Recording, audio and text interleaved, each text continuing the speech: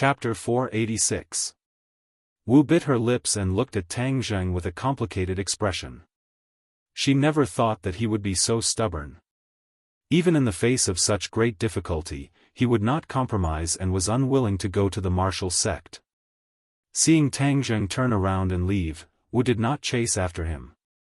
Her mind raced, and in the end, she realized that she was still unable to complete the mission given to her by the sect master. She really had no way of bringing Tang Zheng back to the martial sect. That day, she left the capital and returned to the martial sect. From afar, she saw the sect leader's wife, Lan Yu. She hurriedly shouted respectfully, "Mistress." Lan Yu was still beautiful, even more enchanting than a blooming flower in spring.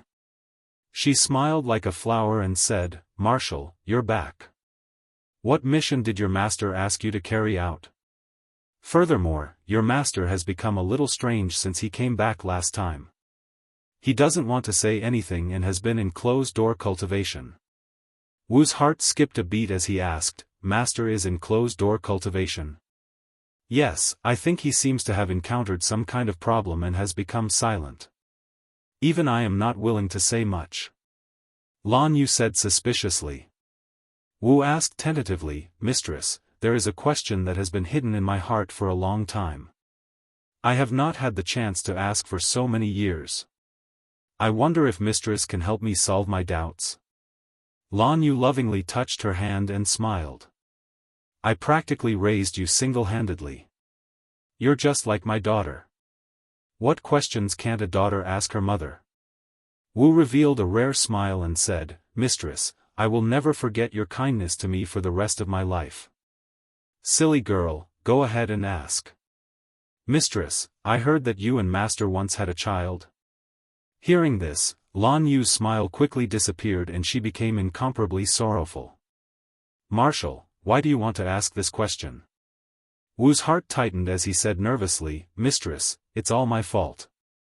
I shouldn't have asked this question." Lan Yu shook her head and said, "It was too long ago. If you didn't mention it, I would have forgotten about it." Although she said that, it was clear that she had not forgotten about this matter. "Your master and I once had a son. If he was born in another family, he would definitely be happy and healthy, a lively and cute child. However, he was born in the wrong family and went out to the martial sect. His fate became a tragedy."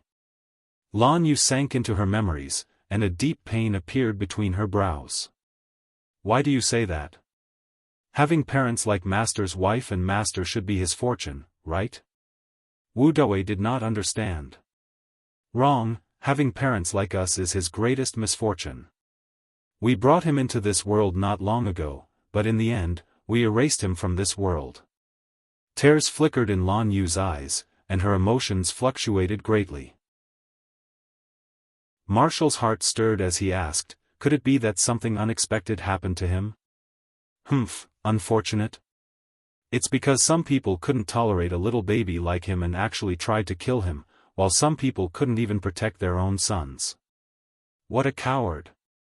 Lan Yu's eyes burst with sparks of hatred. Marshall was shocked. Could it be that they were talking about her master? Could it be that his master had personally killed his own son? Wu was greatly shocked by his own thoughts, and a look of panic appeared on his face. He hurriedly comforted himself that it couldn't be like this, that he was just imagining things. Master's wife, Master's martial arts are strong, how could he not be able to protect his child? Wu asked nervously. What's the use of having a high level of martial arts? He listens to that person's every command and doesn't even have the courage to resist. Who is Master obedient to? Wu had never seen anyone with such prestige. Even the few elders of the martial sect did not dare to be careless towards their master, especially the great clan elder, who was the trusted aide of the previous sect master. However, he did not dare to give his master any face. The previous sect leader? Wu's heart skipped a beat. He finally guessed a bit. If there was anyone in this world who could make his master obey, then it could only be the previous martial sect leader who had already passed away. Could it be that the previous sect leader wanted to kill the child of his master and mistress? Why was that? Wu was confused. Wu asked suspiciously, Mistress, could it be that you're talking about the previous sect leader? Seeing that she had guessed it, Lan Yu did not hide it and coldly snorted, who else could it be other than him? That old thing actually tried to kill my newborn son for a groundless reason. Lan Yu's eyes burst out with intense flames of hatred. Wu was shocked. Master's wife bluntly called the previous sect leader an old thing. It seemed that the conflict between the two was not ordinary. However, this also aroused Wu Qianglie's curiosity. Even if there were too many secrets that could not be revealed to outsiders, she still wanted to understand the truth of the matter. Mistress, why would the old sect leader do such a cruel thing to a baby? Lan Yu stared straight at Wu and asked, Wu, why do I feel that you're a little strange today? Why did you think of asking this question? I was just asking on a whim. Lan Yu shook his head and said, I raised you since you were young, how could I not understand you? Are you hiding something from me? After he finished speaking, his eyes were bright and full of expression, giving off a feeling that he could see through one's heart. Wu panicked and hurriedly covered it up. Mistress, why would I hide it from you? You still want to lie to me? If you don't say it, I can directly go to your master and ask. You've never hidden anything from him since you were young. I believe he will definitely know. Lan Yu said. Don't go looking for master. Wu couldn't help but regret his curiosity. Regarding the matter of Tang Zheng, since his master had kept everyone else in the dark, there must be a reason for it. If mistress were to personally ask and master refused to tell her, then the already fragile relationship between the two of them would become fragmented. As someone who had been with them for dozens of years, Wu was naturally clear about the relationship between the two of them. Although the two of them were husband and wife, there was not much difference in the eyes of ordinary people. In reality, the relationship between the two of them was extremely tense and they had been separated for many years. Wu did not want to make things difficult for his master, nor did he want his married life to be affected because of this. Moreover, she thought of another possibility. Since master could not let Tang Zheng willingly return to the martial sect, what would happen if mistress were to make a move? With that thought, hope reignited in Wu's heart. Since that was the case, then telling mistress about this might allow things to turn around. Even if her master scolded her in the future, she would willingly accept it. Mistress, there's something I want to tell you. Take a look at this photo first. Wu opened a photo on his phone. It was Tang Zheng. Lan Yu looked at the photo in a daze and asked suspiciously, who is he? His name is Tang Zheng, and he is a cultivator. Wu stared at her, hoping to catch the slightest change in her expression. Cultivator? Lan Yu frowned suspiciously and said solemnly, Wu, show him to me. Who exactly is he? It can't be as simple as a cultivator, right? Mistress, the missions I've been carrying out these past few days are all related to him. He's a newly risen cultivator, and his strength is already higher than mine. How is that possible? Under your master's nurturing, it took you so many years to achieve what you have today, but he is a cultivator. In the current situation where cultivators are facing such a huge predicament, how could he have such a high cultivation? Lan Yu questioned. Although she usually did not care about the affairs of the martial sect, she was naturally not unfamiliar with the situation of cultivators. I don't understand either. Maybe he's the legendary genius cultivator who was born for cultivation. The first time I saw him, he was still very weak, but a few months later, he surpassed me. I can't explain the whole story, and according to the investigation, he hasn't even been cultivating for a full year. What? Not even a year? Lan Yu was shocked, disbelief hanging between her brows. Impossible, how can there be such a cultivation genius in this world? Wu also didn't want to believe it, but the truth was right in front of her, and she had no choice but to believe it. But this is absolutely true, Li Tianlan said. Lan Yu's brows furrowed tighter and tighter. Although this was inconceivable, she knew that Wu would not lie to her, so she continued to ask, Wu, why didn't your master kill such a genius? I don't know either, but the sect master's order is to let him return to the martial sect willingly. Also, he has a jade pendant with the word martial engraved on it. The sect master said that it belongs to the martial sect. Jade pendant. This jade pendant is the most precious treasure of the martial sect. Only the sect master and the successor of the sect master have the qualifications to wear it. Back then, it was lost in your master's hands, and because of this, he was almost expelled from the martial sect by that old man. How could it be on a cultivator? Could it be that master put it on him back then? Wu thought of a possibility and said hurriedly. Lan Yu's expression changed greatly, turning pale white, her body also trembling. She grabbed Wu's hand and said, You're saying that it might be your master who put it on him?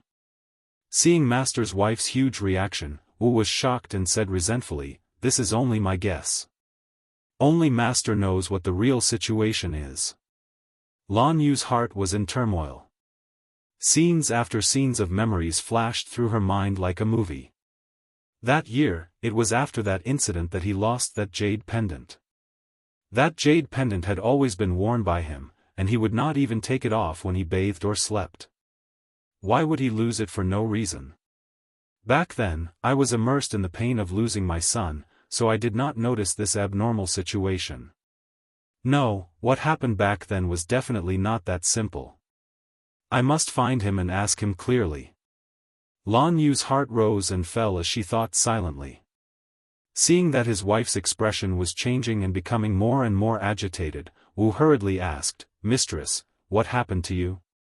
Lan Yu hurriedly said, Send this photo to me immediately, I want to ask your master clearly. Isn't master in closed-door cultivation? No one is to disturb him. Wu said worriedly. Chapter 487. When Wu saw the fierce side of his master's wife, he still tried his best to persuade her, Mistress, master has ordered us to take revenge on this matter. If you go and denounce him, it will be bad if it causes an uproar. Lan Yu suddenly stopped in his tracks, his expression fluctuating as he thought to himself, although that old man is dead, he still has a lot of fans in the martial sect.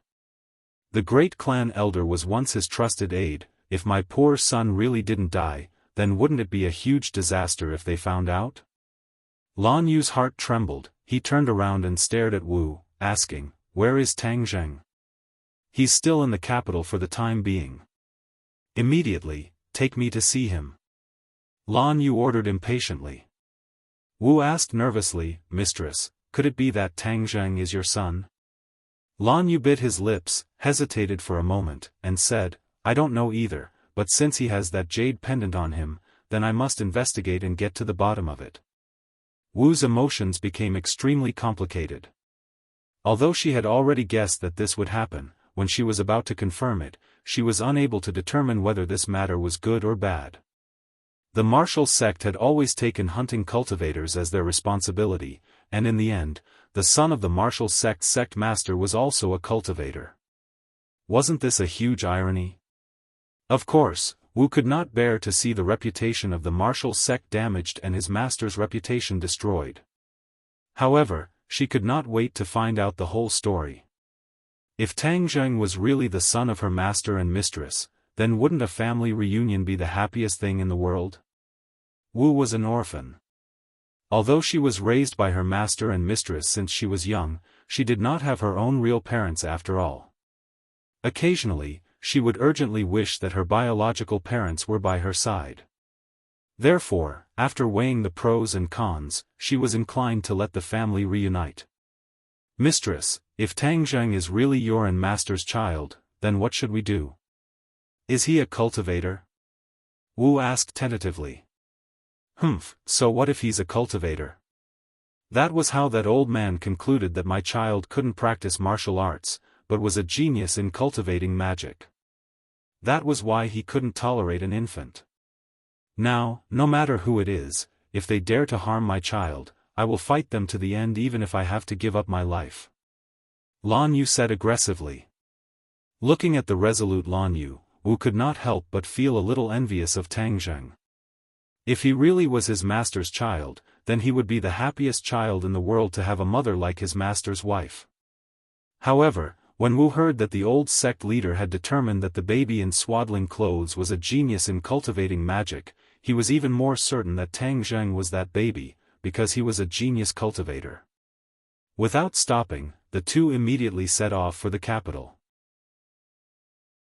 At this moment, Tang Zheng was already sitting in the Yen family's living room. Several important figures of the Yen family were gathered together, and the King of Medicine was also accompanying him. Just now, Yen Patian had personally welcomed him at the entrance.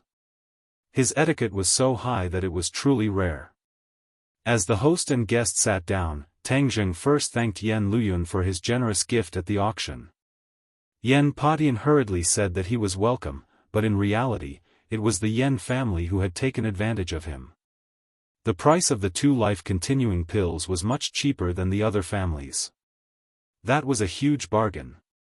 Yen Patian looked at Tang Zheng benevolently, and sighed, "Truly, the waves behind the Yangtze River are pushing the waves in front. Previously, when I acknowledged you as my master in Medicine King City, I was so shocked that my old heart was about to stop." Tang Zheng laughed and said, "Elder Yen is too serious. This time, you have provoked the dragon group. Xing Feng is a vile person who will seek revenge for the smallest grievance. You must be careful." Yen Patian reminded him. Seeing that he and Wu were so serious about this matter, Tang Zheng did not dare to let his guard down and nodded in agreement. Yen Patian did not expect to be able to completely rope in Tang Zheng in just a few days. This was a long-term process that was imperceptible, so he was not in a hurry. After chatting with Tang Zheng for a while, he found an excuse to leave. The King of Medicine and Yen Qishan followed him and left the hall. As a result, only Yen Qingyi and Yen Luyun were left in the hall. Yen Qingyi gave Yen Luyun a look, and Yen Luyun also found an excuse to leave. Only Tang Zheng and Yen Qingyi were left in the hall. Immediately, Tang Zheng's expression became strange. What kind of medicine was this Yen family selling in their gourd? Were they trying to use a beauty trap on him? But there was no need for a nun to use a beauty trap, right? Tang Zheng did not know whether to laugh or cry. Seeing Yen Qingyi stand up and walk towards him, he did not bat an eyelid and stared straight at her. Without a doubt, Yen Qingyi was indeed a beauty, and it was a kind of otherworldly beauty that was not tainted by the smoke and fire of the mortal world, causing one to not have the slightest bit of dirty thoughts. "Can you accompany me for a walk?" Yen Qingyi's red lips parted slightly, and her voice was very light, as if it was not tainted with the smell of smoke and fire. With the invitation of a beauty, if Tang Zheng mercilessly refused, it would not be justifiable. Thus, he nodded and stood up. Yen Qingyi did not say anything else and directly walked out of the door. Tang Zheng followed closely behind her and was a step behind. Looking at her back, he suddenly had a great interest in this young miss of the Yen family. She had an identity that others yearned for even in their dreams, but she did not cherish it in the slightest. She also did not do the things of a rich second generation, and instead left the mortal world to become a monk.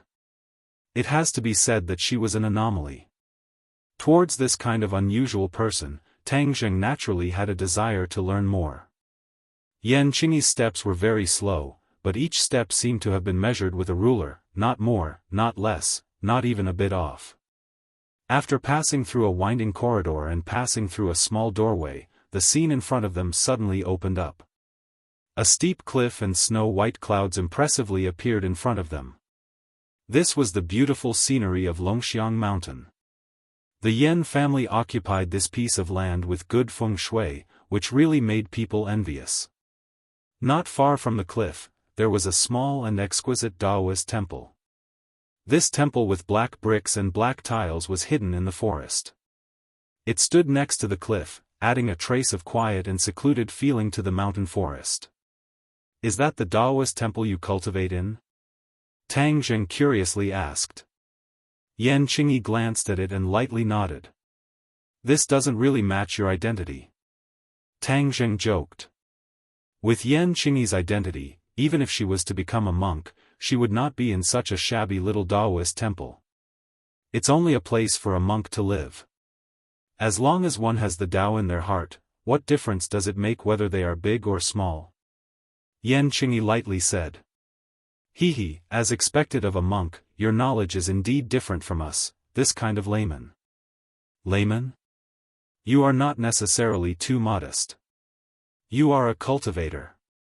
How many cultivators are there in this world? I think you should know better than me.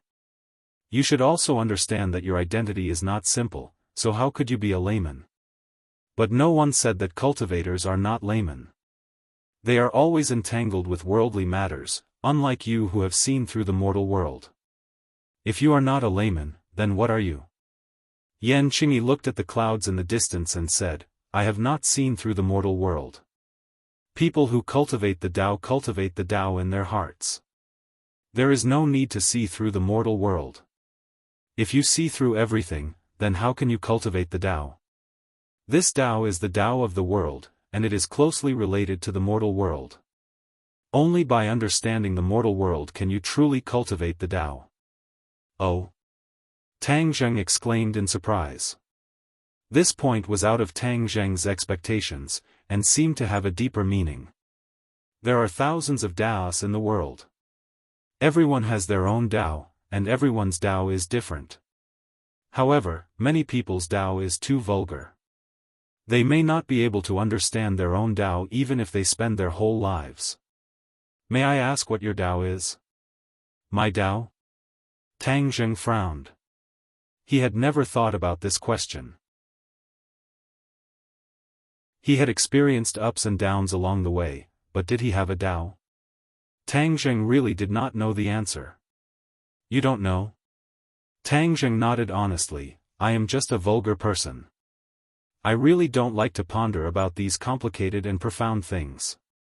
No, it's just that your Tao has not yet revealed itself. When you continue to walk step by step in the future, you will eventually comprehend your Tao. At that time, your achievements and your cultivation will rise to another level. Tang Zheng smiled bitterly, then I'll take advantage of your auspicious words. However, you specially brought me here for more than just talking about Tao, right? Yan Qingyi withdrew her gaze from the distance and then stared at Tang Zheng.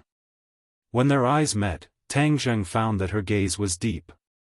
There was a kind of realm of selflessness that made people involuntarily fall into her eyes. Do you believe in fate? Yan Qingyi asked. Fate? Tang Zheng shook his head blankly, I don't know, but I do know one thing. I believe in myself. I believe that I can control my own fate with my own strength. It seems that you are very confident. You can say that. When Tang Zheng was a child, he believed that his own efforts could be exchanged for higher grades. Now he believed that hard work could increase his cultivation, and thus enhance his strength and control his own fate. Everyone has their own fate. You are the same. Since there is fate, it means that it is arranged by the heavenly Tao. Then there are traces to follow, and even know in advance. Tang Zheng laughed involuntarily and said, Your words are exactly the same as the fortune-tellers on the street. I believe that if you go and do fortune-telling, your business will definitely be good. Yan Qingyi acted as if she did not hear him and continued, To predict the future is to know a person's fate in advance. Oh, is there anyone in the world who has this ability? Tang Zheng asked casually. Yan Qingyi nodded seriously. Tang Zheng was stunned. He was just casually asking, why did she nod so firmly? Do you want to know your own fate? Yan Qingyi asked. Do you really want to be a fortune-teller? Tang Zheng laughed involuntarily. Please answer me. Yan Qingyi was still serious.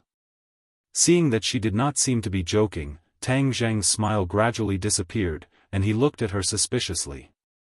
If she was not Yan Qingyi, Tang Zheng would definitely think that he met with a scammer, and immediately turn around and leave. Since she was not joking, and she said with such certainty that there was such a person who could predict the future, it meant that she knew this person, or, she was this person. Tang Zheng was shocked by his own deduction. Although he was a cultivator and knew mysterious techniques, he never thought that he could predict the future. Because, that kind of ability was too heaven-defying.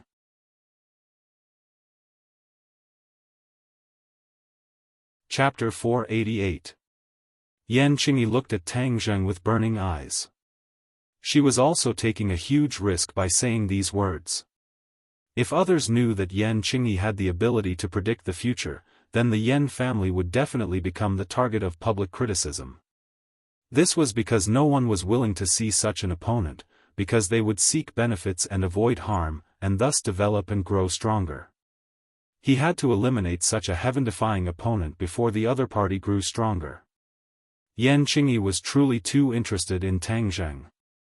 Although she could predict the future and predicted that Tang Zheng would become a character who saved tens of thousands of people from fire and water in the future, telling him at this moment was also taking a huge risk, because it was extremely likely that it would change the direction of the future. However, she still couldn't help but want to see what was so special about this future savior. Tang Zheng's expression changed a few times, and in the end, he let out a long sigh and said, "Forget it, knowing one's own destiny sounds very attractive, but if one knew one's own destiny, then what's the point of living, what's the point of living, what's the point of living? If a person's life loses the excitement of looking forward to the future, then it's fine if they don't want this kind of life." Yan Qingyi was startled, she did not expect him to reply in such a way. If an ordinary person had this chance, they would definitely be impatient to know what their future was like, and even Yan Padian would not be able to avoid it. However, Tang Zheng actually resisted the temptation, this was too precious. Yan Qingyi's calm eyes gradually lit up. He was indeed not an ordinary person, no wonder he would take on such a great responsibility in the future. Since he didn't want to know, she wouldn't take the risk to say it, in case it changed the direction of the future. However, Tang Zheng's curiosity was piqued. He sized up Yan Qingyi from head to toe, as if he wanted to see through her, but after looking at her for a long time, he still found nothing.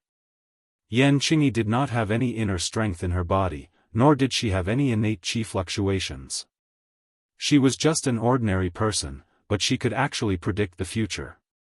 Tang Zheng felt that it was too mysterious. How do you have the ability to predict the future? Tang Zheng could not help but ask curiously. Yan Qingyi smiled indifferently.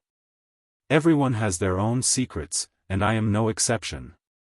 Since the other party wasn't willing to say more, then Tang Zheng wouldn't pester him. After chatting for a while, he bid farewell and left. Yan Qingyi stared at Tang Zheng's back as it disappeared into the forest. She muttered to herself, "Tang Zheng, I'm really looking forward to your performance." Tang Zheng left Beijing with Nana, Huang Xiang, and Xiao Bai. After getting off the plane, they went straight to ordinary balance. Mu Hongyan and the others were very busy. When they met again, Tang Zheng found that they were much more haggard. However, when they heard about the funds that Tang Zheng brought back, their haggard faces were swept away. Each of them was glowing, rubbing their hands together, and vowed to do a big job. This business empire was gradually taking shape. Tang Zheng, the hands-off shopkeeper, listened to some general reports and waved his hand, handing everyone over to them. As for how to deal with it, it was up to them to decide.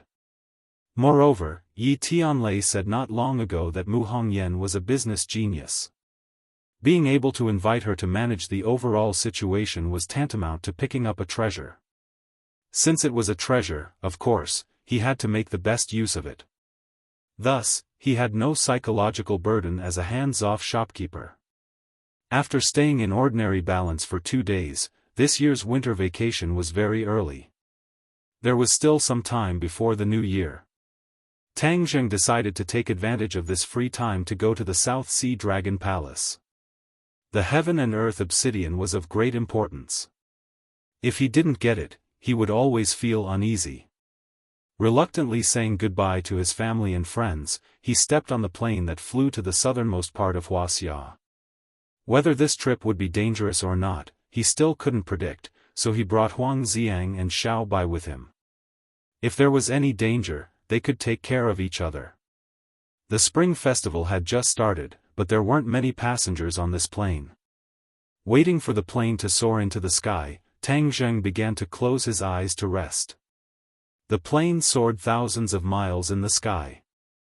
The sun was shining outside the window, and occasionally white clouds floated by. The weather was very good.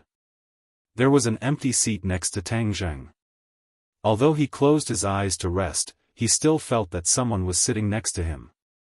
He didn't take it seriously and continued to close his eyes to rest. After a long time, he faintly opened his eyes and inadvertently glanced at the seat next to him. Suddenly, he was frightened, as if he was bitten by a poisonous snake. If it wasn't for the seat belt, he would have stood up directly. However, he quickly calmed down. His eyes slightly narrowed as he firmly warned the other party, "You're really like a ghost that won't go away. Why are you following me again?"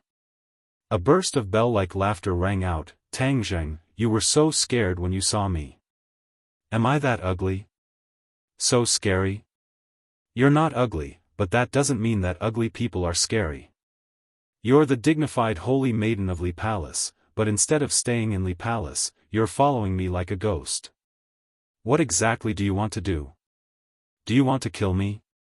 Tang Zheng asked in an unfriendly tone. On that rainy night, if not for Wu protecting him, he would have already been killed by Li Xiaotian while he was unconscious. The relationship between Tang Zheng and Li Xiaotian was very complicated. The two of them had experienced a lot together, and even in the 10,000 huge mountains, they had experienced many dangers together. It could be said that they had gone through thick and thin together. However, his wariness towards Li Xiaotian was even stronger than his wariness towards Wu. This was because Li Xiaotian was a fickle person that was hard to figure out. Her words and actions changed a lot. Originally, she was still talking and laughing, but in the blink of an eye, she could kill you without even blinking. This kind of person only acted based on their own interests. This kind of person was very terrifying, because you didn't know when you would harm their interests and become their mortal enemy. Hearing Tang Zheng's unfriendly tone, Li Xiaotian laughed and said, "Yes, I really want to kill you, because you are already a huge danger factor. Moreover, you already have enmity towards me, so if I don't kill you before you are completely strong, when you become strong enough in the future, I won't be able to contend against you at all. At that time, there will be no hope for me to kill you, and at that time, it will be my bad luck. You and I were originally going to stay out of each other's way. Why are you doing this? Because you are a cultivator, and after witnessing the power of the 100 transformations Star Lord, I understand the terror of cultivators. If we were to let cultivators return in the future, us martial artists would be in deep trouble. Actually, these were all the responsibilities of the martial sect, but did the people of the martial sect have water in their heads? Not only did they not kill you, they even helped you. However, it doesn't matter. I'll do it for them." Li Xiaotian's tone was very relaxed, without the slightest fluctuation in his emotions, as if he was talking about something that had nothing to do with him. Tang Zheng asked himself many times if he could not do what she did. No wonder she was able to become the holy maiden of Li Palace. She was indeed different from ordinary people. "I am completely different from the 100 transformation Star Lord. Why do you have to target me? People will change. You are different from him now, but who knows if you will be the same as him in the future." Therefore, the danger had to be strangled in the cradle. In addition, I have always been attached to the heaven-shocking bow and the sun shooting arrows. If I kill you, won't I be able to obtain these two divine armaments? Li Xiaotian blinked her big black eyes and said playfully. "Then I'm afraid it won't be as you wish. If you want to kill me, you're still lacking a bit of ability. Moreover, since you have the intention to kill me, I won't let you off either." Tang Zheng said resolutely with a murderous aura. Tang Zheng did not have the habit of not killing women. Women were also humans, and since men and women were equal, then if men could kill women, could it be that women could not be killed? Moreover, the other party was still an enemy. If he did not kill him, could it be that he was waiting for the other party to assassinate him again and again? Wouldn't he be the world's greatest fool? So scary, you can actually ruthlessly attack me. Li Xiaotian patted his chest and pretended to be afraid. Stop acting, there are no other spectators here, so it's useless for you to act. Moreover, I can't kill you on this plane, otherwise, it won't be good if other people are buried with you. Tang Zheng said. Yo, you're quite sympathetic. You even know how to care about the lives of others. You're indeed a little different from that 100 transformations Star Lord. Li Xiaotian joked. Tang Zheng rolled his eyes at her, he was too lazy to care about her, and prepared to close his eyes to rest. But Li Xiaotian was not prepared to give up just like that, and asked, "Aren't you curious why I came to find you again?" Tang Zheng remained silent. Li Xiaotian didn't care and said, "Since you know that I want to kill you, I followed you to the sky. Of course, it's not to accompany you to see the scenery, but for my purpose, to kill you." Tang Zheng suddenly opened his eyes were like lightning, and was quite frightening. Li Xiaotian chuckled and asked, "Are you afraid? Could it be that you want to kill me on the plane and let so many innocent people die with me?" Tang Zheng asked coldly. Hee, innocent people, do you think they are all innocent people? Then why don't you personally ask them if they are innocent? Li Xiaotian reached out to cover her cherry mouth, and pointed to the other passengers and asked.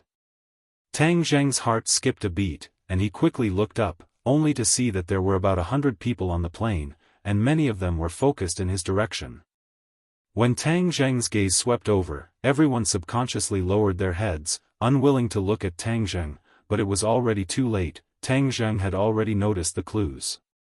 These passengers were not ordinary people, each and every one of them had eyes like lightning, bright and full of expression. One could tell at a glance that they were not good people. Tang Zheng was shocked, there were no innocent people on this plane, the other passengers had already been cleared out, and in their place were enemies who wanted to kill him. What a big move! Tang Zheng coldly snorted, and said. You're not afraid, as expected of a body full of guts, admirable.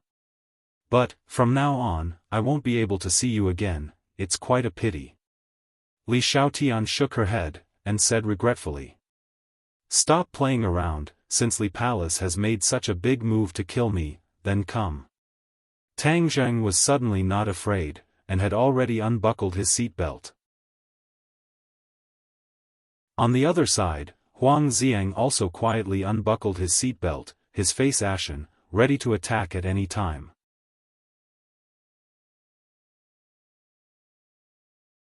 Chapter 489. When Tang Zheng heard this, he carefully looked and found that it was indeed the case. The people from Li Palace were all women, and these were all tall and sturdy men. It seems that you have found a helper. I am not your opponent, so of course I need to find a helper. This time my helper is not simple. Li Xiaotian proudly said. Just as he finished speaking, a person walked over. Tang Zheng's pupils shrank as he stared at the person and coldly said, Xing Feng, it's you? Li Xiaotian was actually working with the dragon group. This was really unexpected. Tang Zheng, I know that you definitely still have the life-continuing pill. Hand it over and we can let you go. Xing Feng murderously said. You still want the life-continuing pill? Tang Zheng coldly said, you really don't want to give up. Tang Zheng, going against the dragon group is going against the country. You are digging your own grave. Hung, your words sound dignified and even better than singing. But what qualifications do you have to represent the country? Don't talk to me about these useless things. It is you guys who want to go against me and not me who wants to go against you. If you want to use your strength to bully the weak, then let's see if you are strong enough. Tang Zheng said with a smile that did not reach his eyes. Li Xiaotian coldly watched from the side. Seeing that Tang Zheng was unyielding, he could not help but clap his hands and said with a smile, "You really have spirit. Strong, strong. Since it is like this, then what are you waiting for?" Finished speaking, Li Xiaotian stood up and took a few steps back. Xing Feng did not say anything and waved his hand. In an instant, Tang Zheng and Huang Xiang were surrounded by layers upon layers of people. "You want to attack me from 10,000 meters up in the air? You guys are dreaming," Tang Zheng jokingly said. "It is because we are 10,000 meters up in the air that you have nowhere to hide and nowhere to run," Xing Feng proudly said. With the previous experience, Xing Feng had clearly learned his lesson. "Is that so?" Tang Zheng did not comment. "Do it." Xing Feng waved his hand, and more than 10 guns were pointed at Tang Zheng and Huang Xiang. "I know you're not afraid of ordinary guns. Have a taste of the power of these guns." Tang Zheng felt a chill in his heart. These guns were definitely not ordinary guns. He did not dare to be careless and waited for them. Bang bang bang.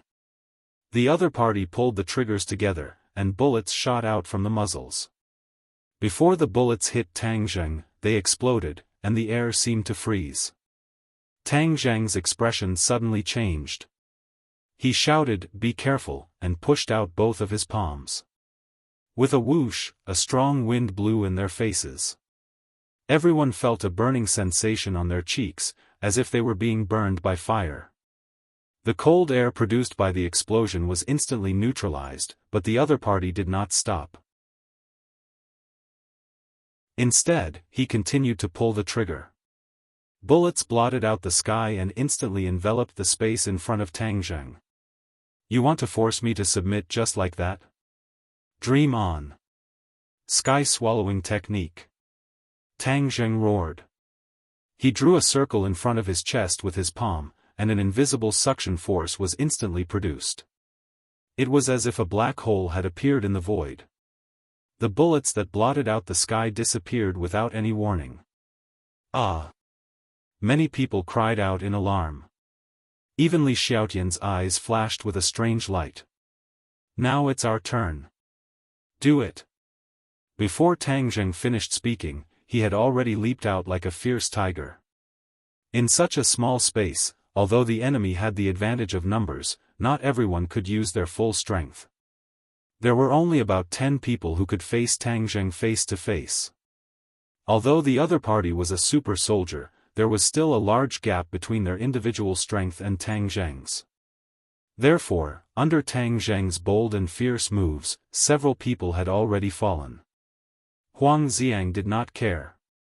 He passed by Tang Zheng and directly charged into the enemy's battle. Battle cries rose and fell, and people kept falling. Xing Feng's face was ashen. Li Xiaotian crossed his arms and urged, "Why aren't you using your killer move? If this goes on, your subordinates will be wiped out. But if I kill him like that, I won't be able to get the life-continuing pill. Then I won't be able to report to my superiors." Xing Feng hesitated. The life-continuing pill was something that his superiors wanted. If he failed again, then he really would not have the face to report to his superiors. Kill him and take his sumeru pouch. Won't you be able to get what you want? Li Xiaotian suggested.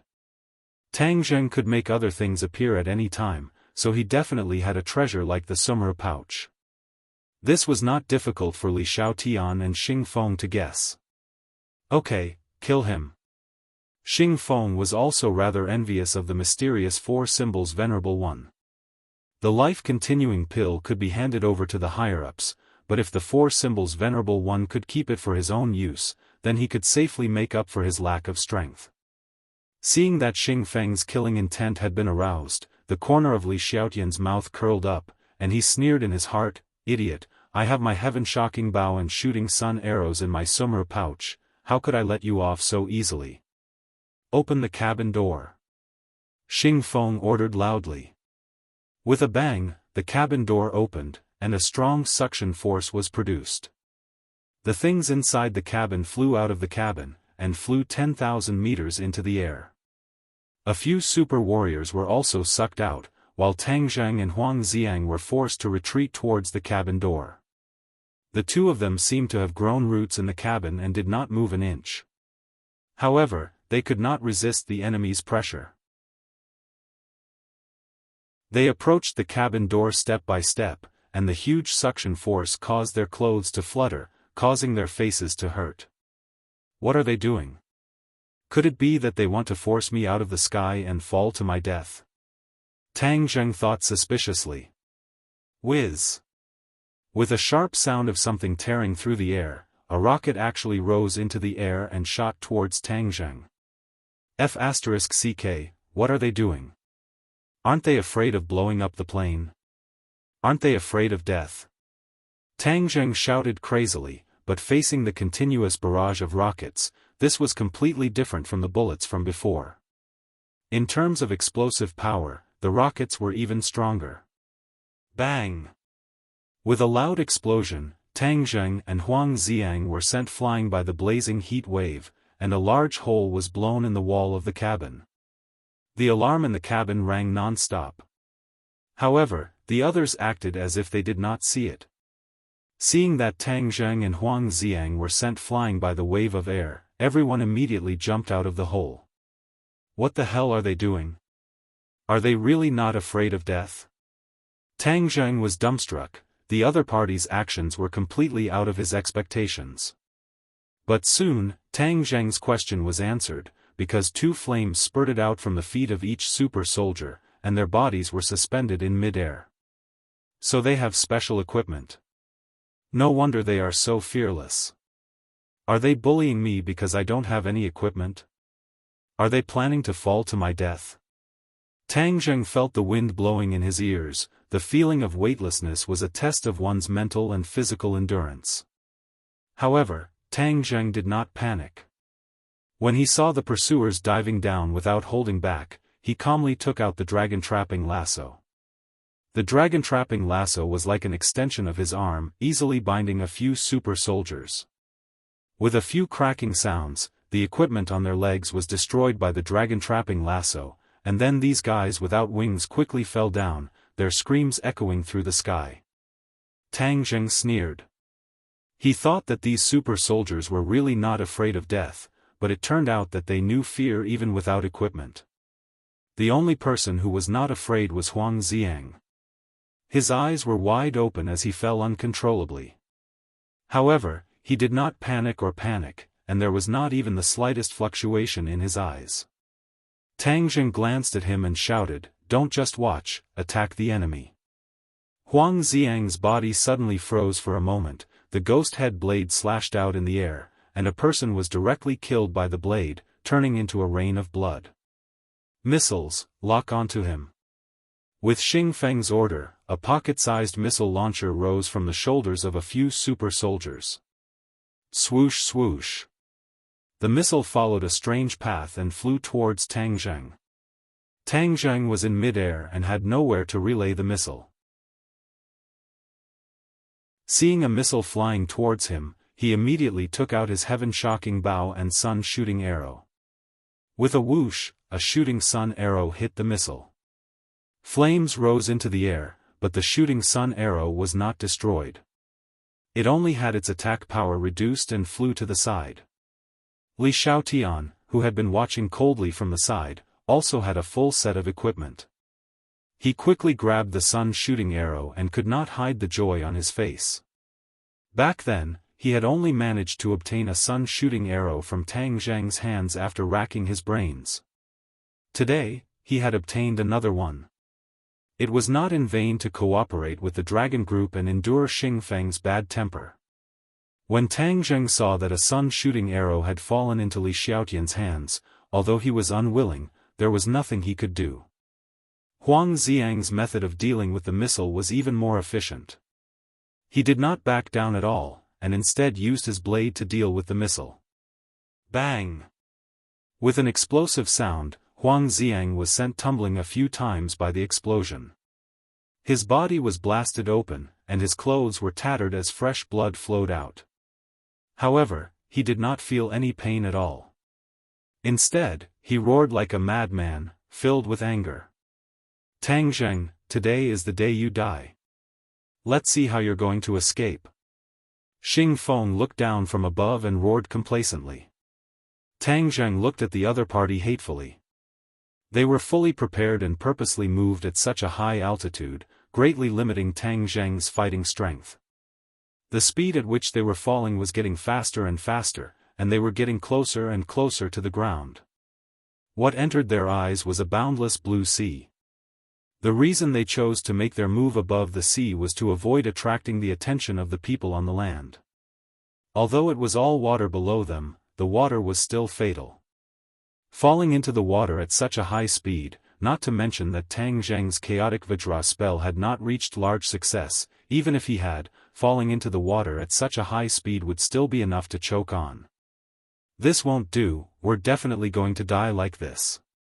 We have to think of a way. Tang Zheng was anxious, but Xiangzi was calm as his thoughts raced. However, Xing Feng obviously did not want to give the two of them the chance to think. Attacks came one after another, whether it was the cold air bullets or the missiles, they all greeted the two of them with all their might. They wanted to counterattack, but the other party relied on their equipment and dodged far away, leaving Tang Zheng helpless. The smile on Xing Feng's face grew wider and wider, while Li Xiaotian was relatively calm. She had interacted with Tang Zheng for so many days, so she understood him better. Until the last moment, she could not predict what would happen, much less determine the outcome.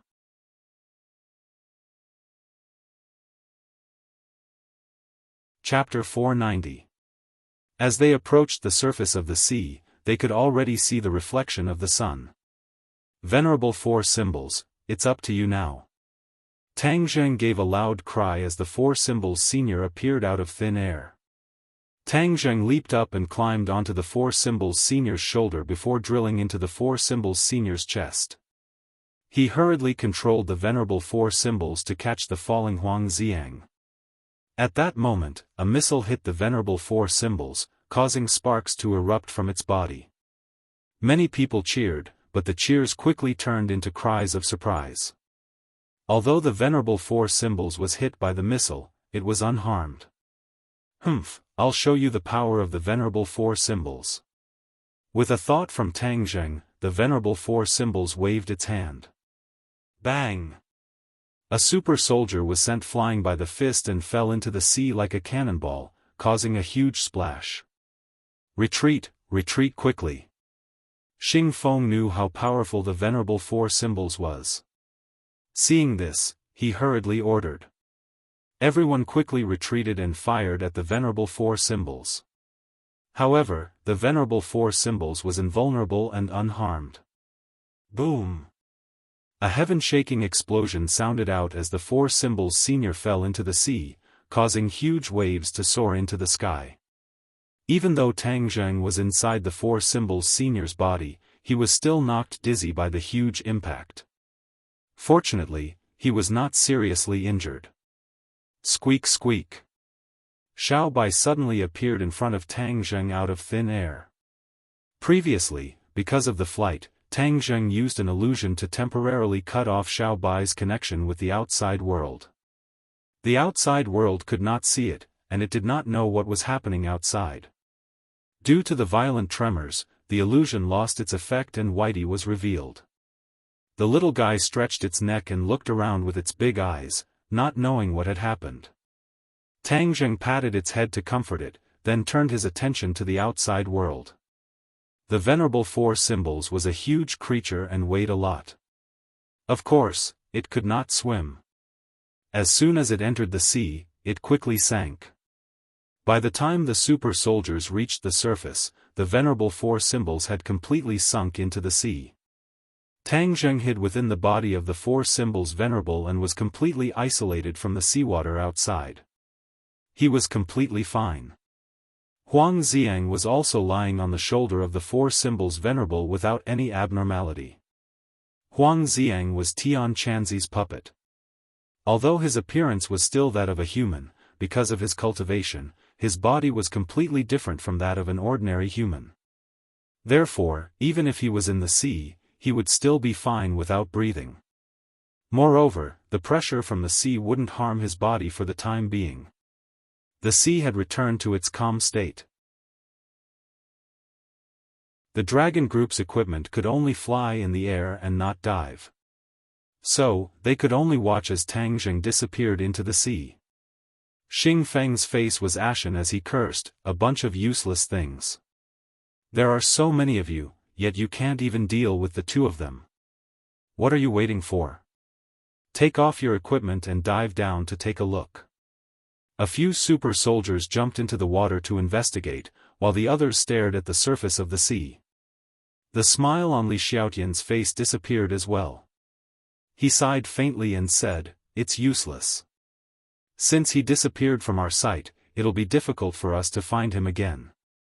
"Humph, don't tell me he'll just stay under the water and not come out. I don't believe he'll turn into a fish in the sea," Xing Feng said unwillingly.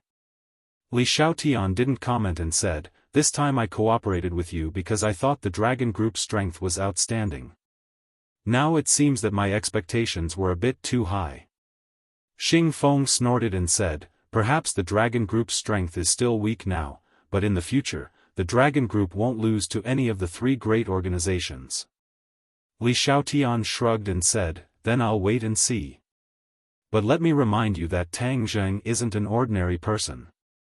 He's already escaped from your hands 3 times. The next time you want to catch him, it'll be even more difficult. You'll have to find another way." "What do you mean?" "It's very simple to deal with a person. As long as you find his weak spot, you can make him surrender without resistance. He'll do whatever you want him to do," Li Xiaotian said with a smile, but his eyes were like a poisonous snake, causing others to tremble in fear. Xing Feng didn't feel any fear. On the contrary, his interest was piqued and he said, "I'd like to hear the details." Li Xiaotian was just about to speak when he saw a few people rushing out of the water. Then, they fell from the sky and fiercely crashed into the water. "Attention!" Xing Feng only had time to warn before he saw a huge monster rushing out of the water. It jumped out of the water and with a sweep of its long arm, it directly attacked the super soldiers. On the shoulder of this huge monster were 2 fellows, one big and one small. The big fellow was Huang Xiang. His whole body was drenched as he raised the demon head blade with water droplets on it and slashed down. The small fellow was Xiao Bai. He opened his mouth and flames filled the sky. It was as if the sky had been lit up, and the super soldiers were immediately set on fire. Bang! Bang! Bang! Bullets and missiles quickly greeted the 4 symbols venerable. However, the 4 symbols venerable's momentum had already been exhausted. He fell into the water and disappeared without a trace. The few super soldiers who were hit fell into the water one after another, losing their ability to fight. Xing Feng clenched his fists so hard that the veins on his forehead popped out. He gritted his teeth and roared, "Damn it!" He didn't escape but launched a counterattack instead. For such a huge monster to be able to counterattack in the sea, it's really strange. Li Xiaotian didn't say a word. He carefully observed the sea below and suddenly said, "This part of the sea is very shallow. That's why the 4 symbols venerable leaped out of the water with the help of a huge rebound force." Xing Feng was shocked and asked, "That means he can attack again?" "Yes." Li Xiaotian nodded. As if to prove her words, the 4 symbols venerable leaped out of the water with a loud sound and launched an attack on the other super soldiers. These super soldiers were completely wiped out again. Xing Feng was so angry that he cried out, "Are you all blind? Don't you know how to dodge? Hurry up and take to the air. Get out of his attack range." The remaining super soldiers all took to the air and looked down at the sea from a height of over 1,000 meters. Not long after, the 4 symbols venerable leaped out of the sea again. However, this time, because the enemy was too far away, he returned without any success. Seeing the 4 symbols venerable swagger into the sea, Xing Feng gritted his teeth and said, you mentioned a weakness just now. What's Tang Zheng's weakness? Li Xiaotian smiled mysteriously and said, he's been an orphan since he was young. He's been relying on a grandfather who adopted him. This grandfather of his is his lifeblood. As long as you catch him, Tang Zheng will be at your mercy. Xing Feng was overjoyed. Why didn't he think of this? He had only thought of dealing with Tang Zheng himself and neglected other methods. This was a way to get things done once and for all. Moreover, catching an old man would be as easy as flipping his hand. It was really too easy. Li Xiaotian smiled as he looked at Xing Feng, who readily accepted this suggestion. His eyes narrowed into slits as he thought proudly, Xing Feng, do you really think I'm giving you advice? Hee, you're really too naive. Li Xiaotian's gaze turned cold, but Xing Feng was immersed in joy and didn't notice. Tang Dehai is Tang Zheng's reverse scale. If you dare to touch him, Tang Zheng will fight you at all costs. At that time, I'll see how long your dragon group can last. The government wants to use the dragon group to check and balance our three major organizations. Their thinking is too simple. We can't directly interfere with the dragon group's matters, but we don't mind finding some trouble for you. If Xing Feng knew what she was thinking at this moment, he would definitely give her the title of two-faced woman. Her schemes were too deep, and the slightest bit of carelessness would cause him to fall into her trap. Xing Feng didn't know this, so he didn't realize that he had fallen into Li Xiaotian's trap. He couldn't wait to capture Tang Zheng and force him to hand over the life-continuing pill. No, not only the life-continuing pill, Xing Feng wanted all of his treasures. Retreat. With Xing Feng's order, he took the lead and flew towards land. Li Xiaotian deeply looked at the calm sea and muttered to herself, he's not accompanying his family at home during the winter break. What is he doing in the southern sea? She couldn't figure out the reason no matter how hard she racked her brains. She couldn't continue to guard here because it would be useless. With the protection of the four symbols venerables, Tang Zheng could completely dive under the sea. Her guess wasn't wrong. When Tang Zheng confirmed that the enemy had retreated, he didn't jump out of the water, but instead dived a few hundred meters under the sea. It was true that the four symbols venerables were huge creatures, but in the vast sea, they were insignificant. Diving under the sea wouldn't cause any big movements. The pressure of the several hundred meters under the sea was huge, but it didn't affect the four symbols venerables and Huang Xiang much. Another matter also shocked Tang Zheng. Xiao Bai's swimming ability was actually very good. It was as free as a small fish. Its four claws were constantly paddling the sea, and its speed wasn't slow either. Furthermore, it could also withstand the pressure of the several hundred meters under the sea. From time to time, it would spit out a few small bubbles. It was very cute.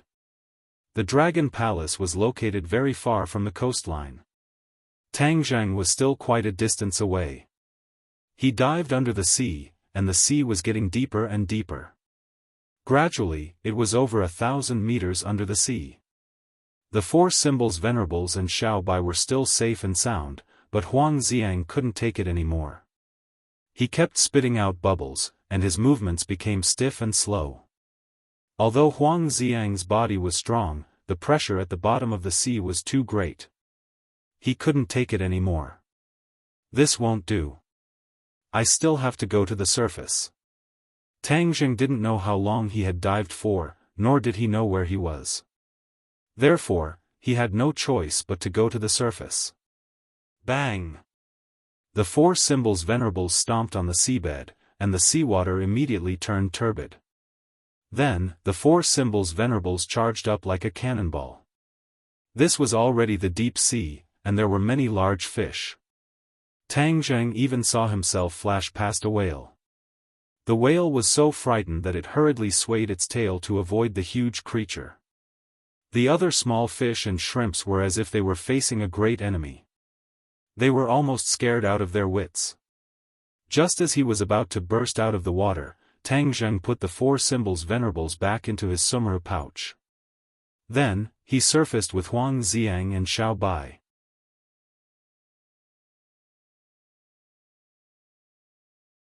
Chapter 491. There were no clouds in the sky, a pure white sailboat was floating in the vast sea, and a person was lying on the deck. Tang Zheng and Huang Xiang came out of the water and made a lot of noise. They immediately woke up the person lying on the deck sunbathing. She immediately stood up and looked at the strangers who suddenly appeared in surprise. She covered her cherry mouth in surprise. But she quickly reacted and waved to Tang Zheng. Then, with a beautiful diving posture, she jumped directly from the deck into the sea and swam quickly towards Tang Zheng like a mermaid. Tang Zheng looked at this scene with his mouth agape. This was really beyond his expectations. When he saw the mermaid getting closer and closer, he also came back to his senses, but he did not act rashly. Instead, he looked at the mermaid who was getting closer and closer. The mermaid took a deep breath and finally stopped hitting the water and stopped in front of Tang Zheng. Huh? You didn't drown? She did not speak in Hua-Xia language, but in English. Fortunately, Tang Zheng's English is good and he understood. We didn't drown. Tang Zheng said. Then why are you in the sea? She asked with her big round eyes. Tang Zheng stared at the other party without blinking. The other party was indeed a famous mermaid. In fact, she was really beautiful. She was a Westerner, tall, with deep eyes, especially her hair and skin that were wet by the sea, glowing with a crystal luster, and her big eyes seemed to be able to speak, blinking. More importantly, she was wearing bikinis. Her exquisite and graceful figure was revealed without a doubt. Every inch of her body was just right. Especially the surging waves on her chest, they were constantly swaying as they were hit by the waves, causing ripples in one's heart. Tang Zheng quickly calmed his mind and looked at the other party curiously, then glanced at the sailboat not far away. Although he didn't know much about sailboats, it seemed that this sailboat was also very valuable, which meant that the other party's identity was not ordinary. In addition, what made Tang Zheng like her even more was that she did not hesitate to jump into the water to rescue them. As a beauty, it was not easy to have this kind of courage and kindness. We are fishermen. We went out to sea to catch fish, but we were careless and our boat was destroyed by the waves. After that, we drifted on the sea. Fortunately, we met you. Otherwise, we would have been buried in the sea.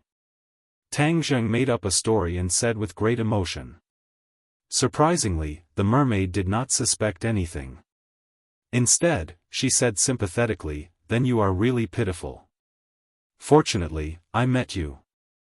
This means that your bad luck has come to an end. Thank you for saving my life." Tang Zheng said gratefully. "Don't say too much. Let's get on the boat," the mermaid said. The few of them swam back to the boat. Tang Zheng glanced around and did not see anyone else. This mermaid was very bold. She was not afraid that they were bad people and directly picked them up on the boat. She was not vigilant at all. He did not know what she was doing drifting on the sea. The mermaid carefully looked at the two of them and muttered in her heart. These two did not seem like fishermen. However, she did not delve into it because her attention was quickly attracted by Xiao Bai. The little guy was standing on the deck and shaking off the water. He was pouting his little pink mouth and was quite cute. The mermaid's eyes lit up and she cheered, "Wow, what a cute little animal." Xiao Bai looked up and pouted at her. He jumped onto Tang Zheng's shoulder and grabbed Tang Zheng's wet hair. He looked at the mermaid curiously. "What kind of animal is this? How come I've never seen it before?" she asked in surprise. Tang Zheng looked at her in surprise. When other people saw Xiao Bai at first glance, they would treat it as an ordinary puppy. Only she did not classify Xiao Bai as a puppy. "He's called Xiao Bai. He's my pet." Tang Zheng did not answer Xiao Bai's type. The mermaid nodded but did not ask further. Because with her family's upbringing, it was very rude to ask further. How cute. Looking at your appearance, are you from an island nation? The mermaid asked. This was a common phenomenon. In the eyes of these Westerners, when they saw people with Eastern faces, they would first think of people from an island nation. They would not think of them as people of the Great Huaxia. It had to be said that this was a great irony. We are from Huaxia. Tang Zheng corrected. The mermaid was startled and quickly apologized. I'm really sorry. It's okay. Huaxia is a country with a long history of civilization. I've always been looking forward to it. The mermaid said in the purest Huaxia language. Tang Zheng was stunned. Did he hear wrong? She actually spoke Huaxia language, and it was very standard. She was definitely a person who had received the most professional training.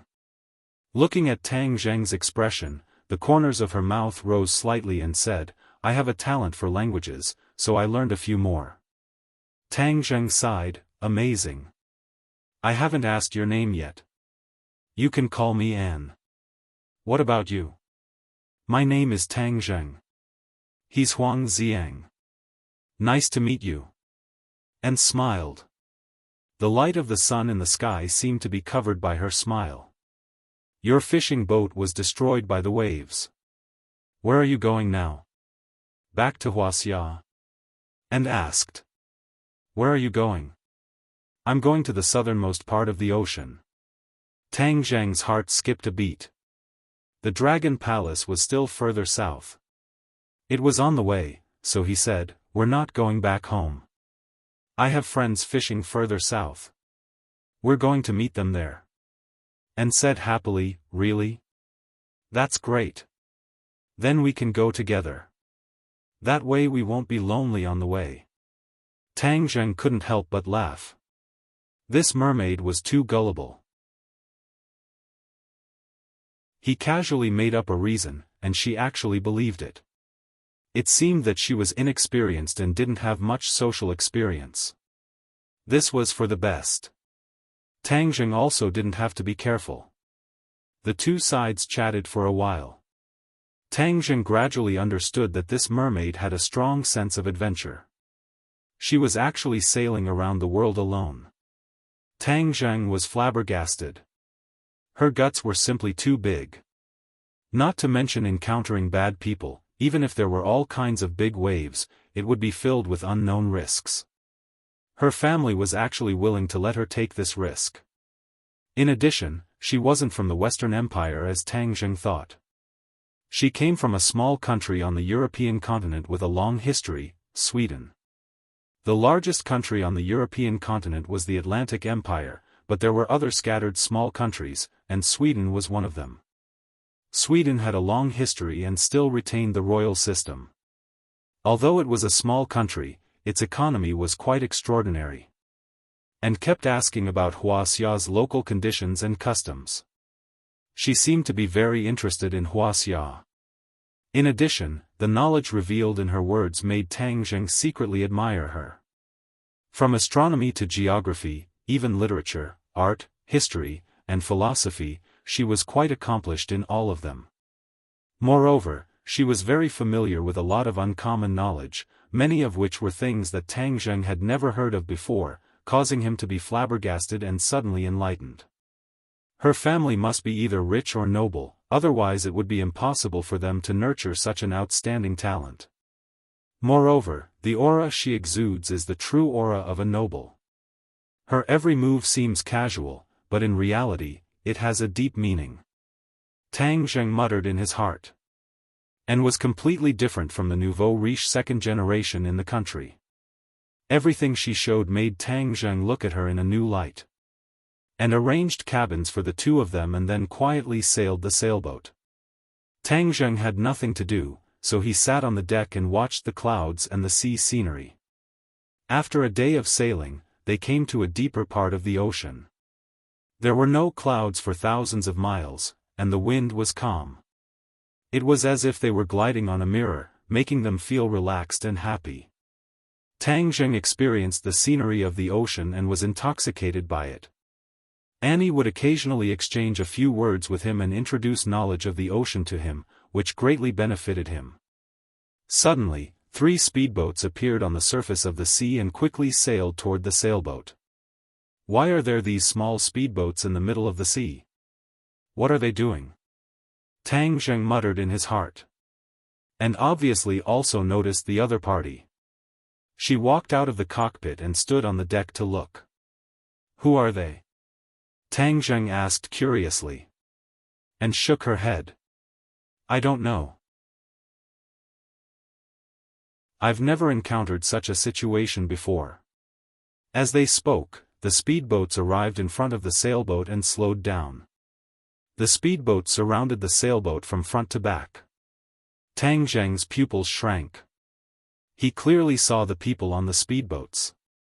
They didn't come with good intentions. These people were all carrying guns, ammunition, and other weapons. And walked to the side of the boat and looked at the other party. What do you want? She asked. We're going to be rich this time. This lady is obviously not an ordinary person. You'll definitely get a lot of ransom money.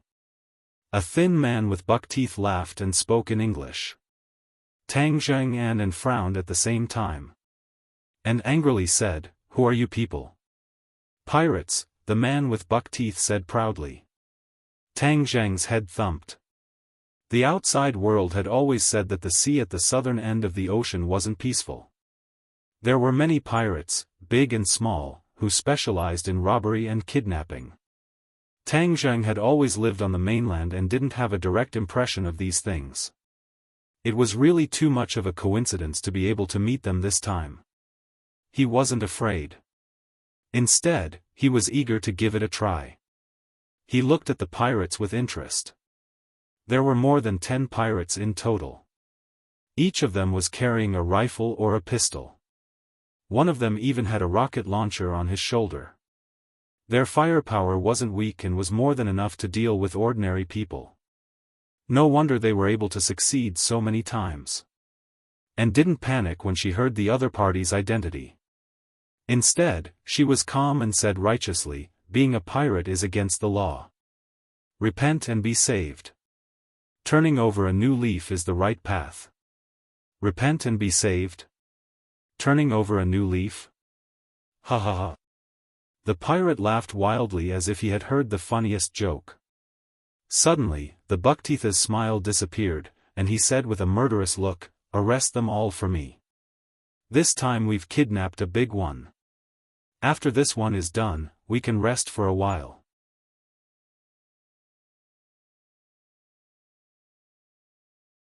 Chapter 492.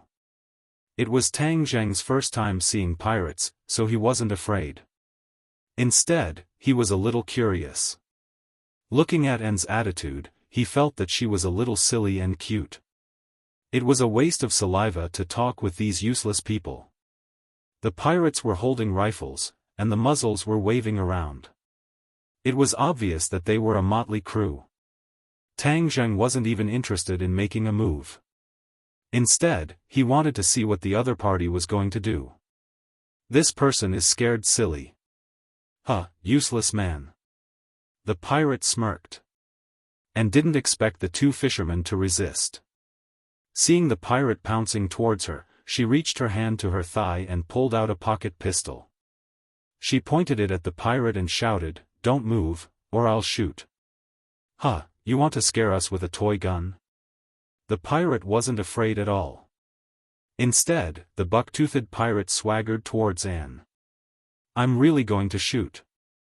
Anne's body trembled. Bang! The gunshot shocked everyone. The pirate almost pulled the trigger and shot at them, but he restrained himself in the end. This was because Annie's shot did not hit anyone, and the bullet was thousands of miles off target. Ha ha ha. Buck-toothed laughed wildly. You dare to shoot with this kind of marksmanship? Brother will teach you how to play with a gun. Scent. Buck-toothed grabbed the pistol and threw it into the sea.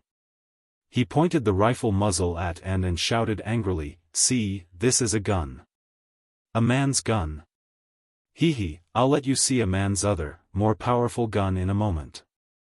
When the other pirates heard this, they laughed even more unscrupulously. Their eyes kept sizing up Anne. Anne's heart trembled. She quickly hugged her chest, but it didn't have the slightest power. Instead, it looked delicate and pitiful, causing ripples in people's hearts. Tie them up. Several pirates hurriedly tied the three people up with ropes. Tang Zheng and Huang Xiang didn't resist because Tang Zheng had a new idea. These pirates weren't good people. They had burned, killed, and plundered countless times. Since he had encountered them today, it was their bad luck. If he could get rid of these guys while he was at it, he would be doing a good deed. Pirates were a group of people, and it was impossible for there to be only a few of them. Therefore, Tang Zheng was prepared to pretend to be a hostage and infiltrate the pirates' base, then remove this malignant tumor in one fell swoop. There's a puppy here. We'll have dog meat tonight, Buckteeth shouted excitedly when he saw Xiao Bai. Capture him. Xiao Bai opened his mouth to protest but was stopped by Tang Zheng's gaze. However, when he saw the pirate approaching with a knife, Xiao Bai did not sit still. He jumped into the sea and disappeared. Sigh, what bad luck. That little bastard is actually so smart. He escaped. Jumping into this boundless sea means certain death, so it would be better to make us a side dish, Buckteeth said regretfully. Tang Zheng was not worried about Xiao Bai, because he saw a white figure falling into the ship from afar. This ship is high-grade goods. We really got a big fish this time, the pirate said excitedly as he looked around and knocked on the side of the ship. This ship is yours, right, little girl? Buckteeth asked Anne. It's mine. Then who are they? Looking at them, it's obvious they're not with you. Their clothes are also shabby, so it's obvious they don't have much money. It's better to just push them into the sea, Buckteeth said fiercely. Stop, they're my friends. If you dare to touch them, don't think of getting a penny, and shouted to stop him. Tang Zheng's heart skipped a beat, this mermaid is quite loyal. Hee, so you must be very rich. How much can you pay to redeem your lives? Buckteeth licked his lips and asked expectantly. How much do you want? Anne raised her head and asked. When the pirates heard this, their eyes lit up. When Tang Zheng saw this, he sighed inwardly. This mermaid really didn't have much social experience. Wouldn't it seem like he was a big piece of fat meat if she said that? These pirates wouldn't let her go so easily and would even ask for an exorbitant price. 50 million. Buckteeth stretched out a hand and said excitedly and nervously. This price tag was already very high because it was equivalent to $300 million in Huaxia dollars. This was truly an exorbitant price tag. No problem. Unexpectedly, and agreed without even blinking. Buckteeth's expression clearly became more excited. He thought to himself that the price he offered was too low for the other party to agree so readily. However, he didn't immediately increase the price. The people were in his hands, so it wouldn't be too late to increase the price after the 50 million arrived. Tang Zheng sighed inwardly. This was going to be troublesome. If she hadn't met him, he was afraid this mermaid would really be out of luck. The sailboat and speedboat rode the wind and broke through the waves. After a long time, they finally saw a small island. Looking from afar, the island was filled with rugged rocks and looked quite imposing. There's actually such a treasure land in the middle of the sea. These pirates really picked up a treasure. Tang Zheng only took a glance from afar and discovered that this was a place that was easy to defend and difficult to attack. The entrance to the island was a narrow waterway that was difficult for large ships to pass through. Only speedboats and small boats could pass through. Moreover, this waterway was flanked on both sides by sheer cliffs. Tang Zheng also saw scattered figures on the cliffs, who were obviously pirates. The defense is tight. No wonder these pirates are so arrogant. However, technology is so advanced now, and these pirates are so rampant. Aren't they afraid of being attacked by various countries? Tang Zheng muttered in his mind. Although pirates were powerful, they were still like clay chickens and pottery dogs when faced with ordinary people, real state machinery, and an attack from the military. They couldn't withstand a single blow. Tang Zheng couldn't figure it out, so he decided to wait and see. Moreover, this place was already very close to the Dragon Palace, so he didn't mind staying for a few more days. Buckteeth, the Sea King will definitely be very happy with such a big harvest this time. A pirate shouted excitedly when he saw Buckteeth return with 3 hostage, especially the radiant Anne. Buckteeth's face flushed red as he chuckled. This is my good luck. Let me tell you, this little girl is willing to pay 50 million for safety, 50 million. The other pirates opened their mouths wide. This was really a big deal, and they all stared at and like a tiger eyeing its prey. And wasn't afraid at all.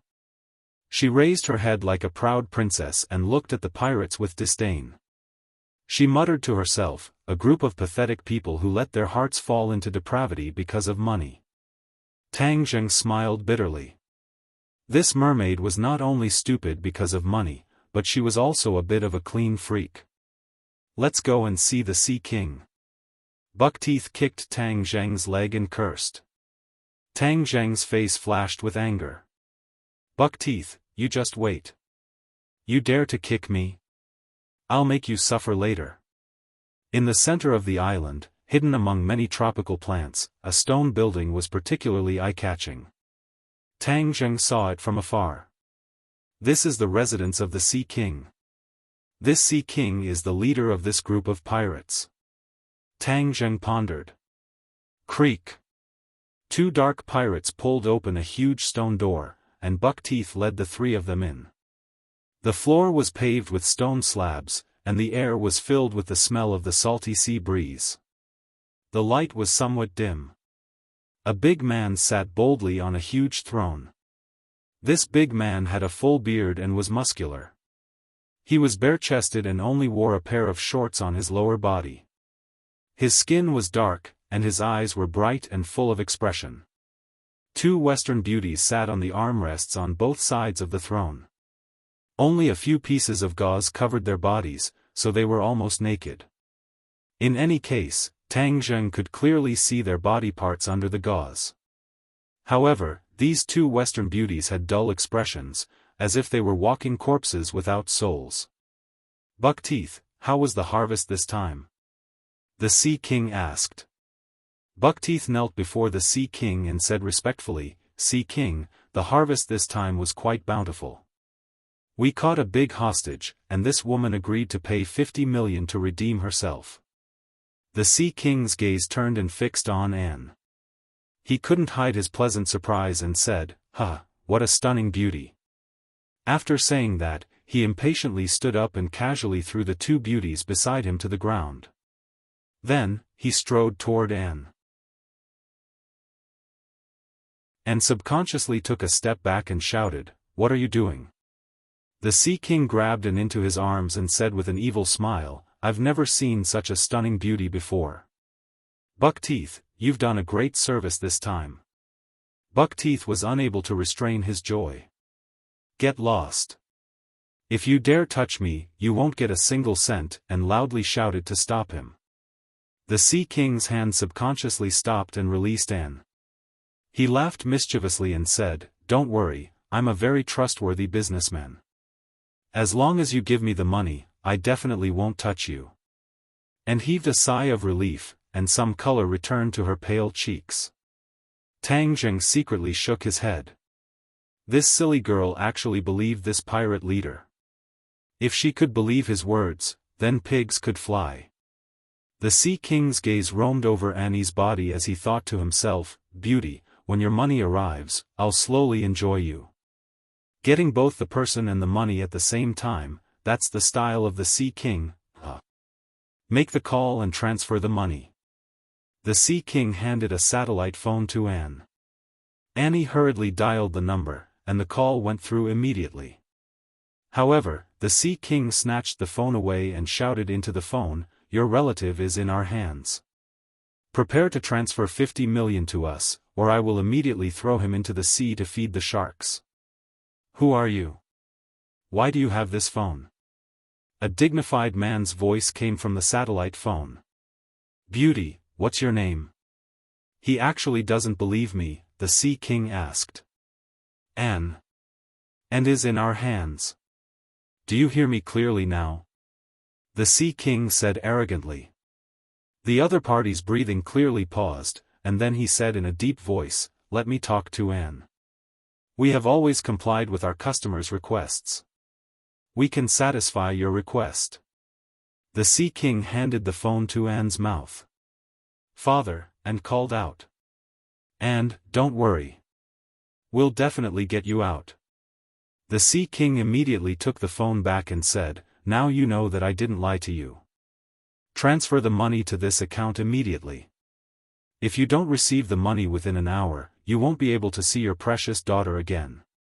It's too difficult to gather 50 million in an hour. 6 hours. If I don't see the money in 3 hours, you can just wait to collect the corpse."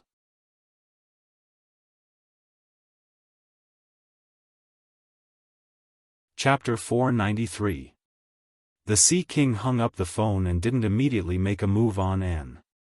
After all, he hadn't received the ransom yet, so he wasn't in a hurry. "Beauty, you'd better pray that your family will pay as promised. Otherwise, I won't be able to guarantee anything." The Sea King grinned and laughed evilly. And raised her head arrogantly. Although she had become a captive, she didn't put the other party in her eyes at all. She said proudly, "My family will definitely pay." Tang Zheng secretly shook his head. This Anne's background wasn't small, but it was obvious that this group of pirates didn't intend to let her go. Even if her family wasn't ordinary, it was impossible to save her in this vast sea. This heavy responsibility could only fall into his hands. However, Tang Zheng wasn't in a hurry to make a move. He wanted to play a monkey and see what kind of tricks this group of pirates had up their sleeves. Take them down and lock them up. The Sea King resisted the desire in his heart and waved his hand, deciding that what he didn't see wouldn't bother him. Buckteeth hurriedly pushed the 3 people away with a malicious smile and walked toward the back mountain of the island. After a while, they stopped in front of a cave. 2 pirates were guarding the entrance with guns. When they saw Buckteeth walking over, they hurriedly bowed and greeted him. It seemed that Buckteeth's position among the pirates wasn't low. He was a leader. "Go in," Buckteeth said and pushed Tang Zheng with all his might. They walked into the cave, which was even more humid and had a rancid smell. And hurriedly covered her nose, frowned, and cried out, "Why is it so smelly?" "Huh, you're hostages. Do you still want to be picky?" "Hurry up and go," Buckteeth said sarcastically. Tang Zheng and Huang Xiang didn't care, but Anne looked pained. It was as if she was suffering more than being killed. Ah, she really is a delicate young lady from a rich family. Instead of paying attention to the danger, she's so concerned about these minor details. Tang Zheng shook his head. He really couldn't understand the mermaid's brain circuit. Bang! The 3 people were locked in the outermost cell. The cell door, which was made of wooden sticks as thick as an arm, was tightly shut. "Let's wait patiently. We'll see in 3 hours, hee. Buckteeth lingered on Anne's body as if he wanted to see through her clothes. Seeing Buckteeth swagger in, and gradually adapted to the smell and slowly let go of him. Seeing that Tang Zheng didn't say a word, she thought he was scared and hurriedly comforted him. "Don't worry. When my family gives them the money, they'll let us go. We'll be safe." Tang Zheng didn't know whether to laugh or cry. He didn't know where her confidence came from. Didn't she know that some people could lie? "Thank you," Tang Zheng said casually. "Humph, these pirates are too abominable. They must have done a lot of bad things. Once we leave, I'll definitely send people to capture them all." and bit her lips and spoke ruthlessly. Pfft! Before Tang Zheng could respond, a soft snicker rang out. Tang Zheng and were startled and looked at each other suspiciously. And quickly asked, "Who's laughing?" "I'm laughing at your shameless boasting and overestimating yourselves." The voice rang out again. Tang Zheng looked in the direction of the voice and saw that it came from a cell diagonally across from them. But the light in the other cell was dim, and he couldn't see the scene inside. "Why do you say I'm shameless boasting? I'm not lying." And argued. "You're just a woman, yet you dare to talk nonsense about capturing this group of pirates. If this isn't shameless boasting, what is it?" The other person retorted. Anne's face gradually turned red as she asked, "Who are you? Why are you speaking for the pirates and boosting their morale while diminishing your own?" "I wanted to capture the pirates, but I didn't expect to become a prisoner," the person said self-deprecatingly, full of disappointment. "Ah, so you're an enemy of the pirates. Then who are you?" "International Peacekeeping Force." The man hesitated for a moment and said. Tang Zheng and were stunned for a moment. Peacekeeping Force? They often heard this word. This kind of force mostly appeared in various international conflicts or other dangerous places. How could it appear in this pirate's lair?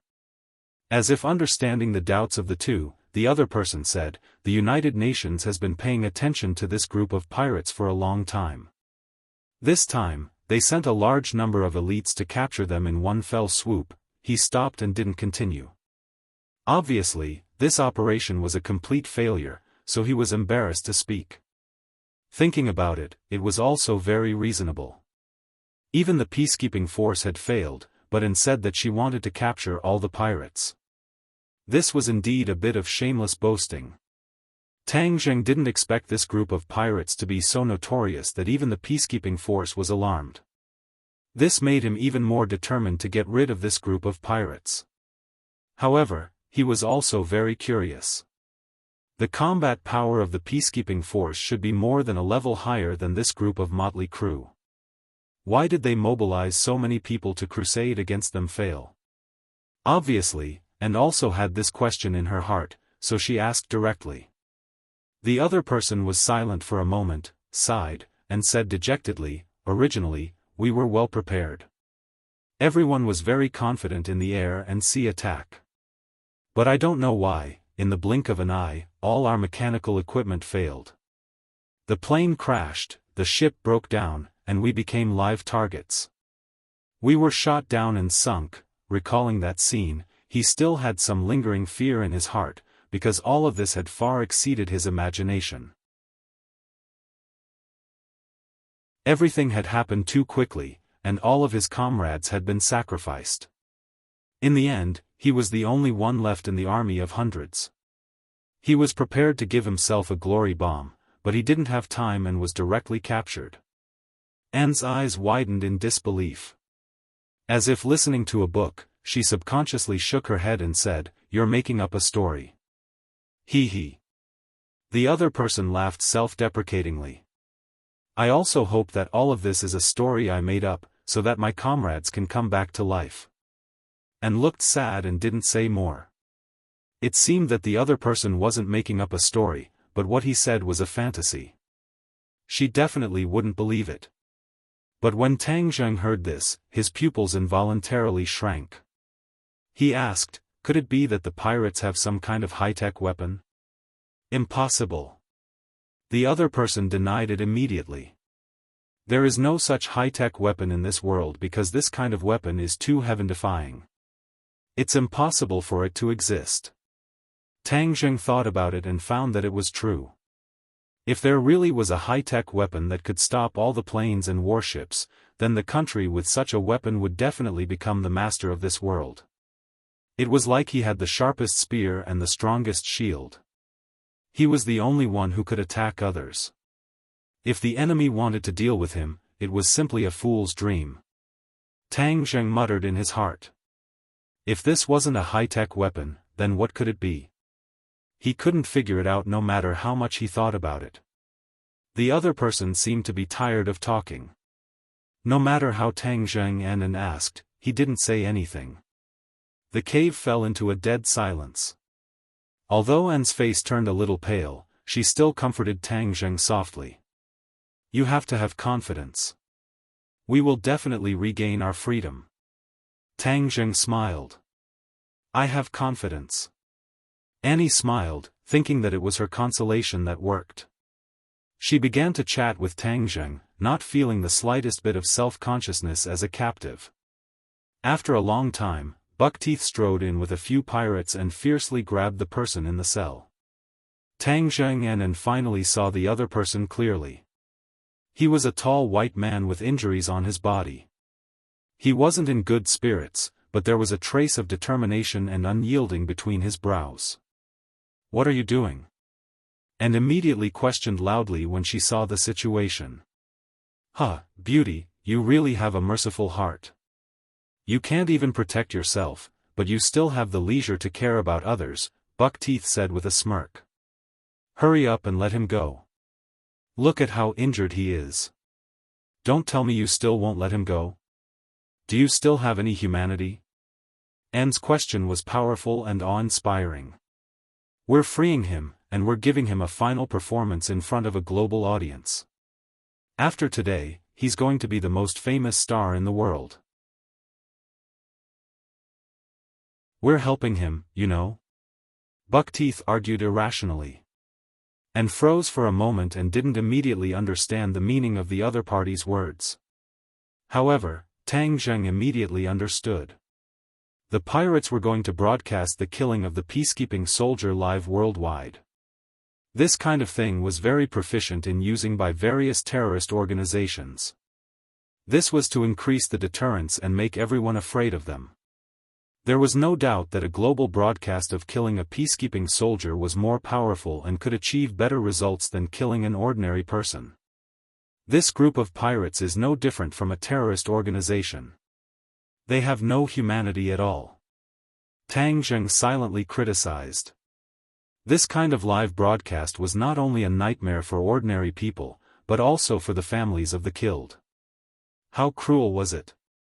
The peacekeeping soldier also understood what fate was waiting for him. A trace of pain flashed across his face as he proudly said, "What's so terrible about death? When I carried out this mission, I already disregarded life and death. I believe that in the future, what awaits you will be a double trial of morality and law. In the end, your end will come." Buckteeth flew into a rage and kicked the other party over. He cursed, "You want to judge us? Dream on. But today is your end. You've already said a few words." After saying that, he waved his hand and several pirates immediately dragged the captive out like a dead dog. "Stop, you're not allowed to leave. I won't allow you to kill anyone." And anxiously stomped her feet and shouted to stop them. "I'll call you the Sea King. I want to tell him that you must let this person go, or else you won't get the ransom." And really threw caution to the wind and didn't even care about her own safety. When Buckteeth heard about money, he immediately stopped and glared angrily at Anne. "What did you say? If you kill him, you won't get the ransom."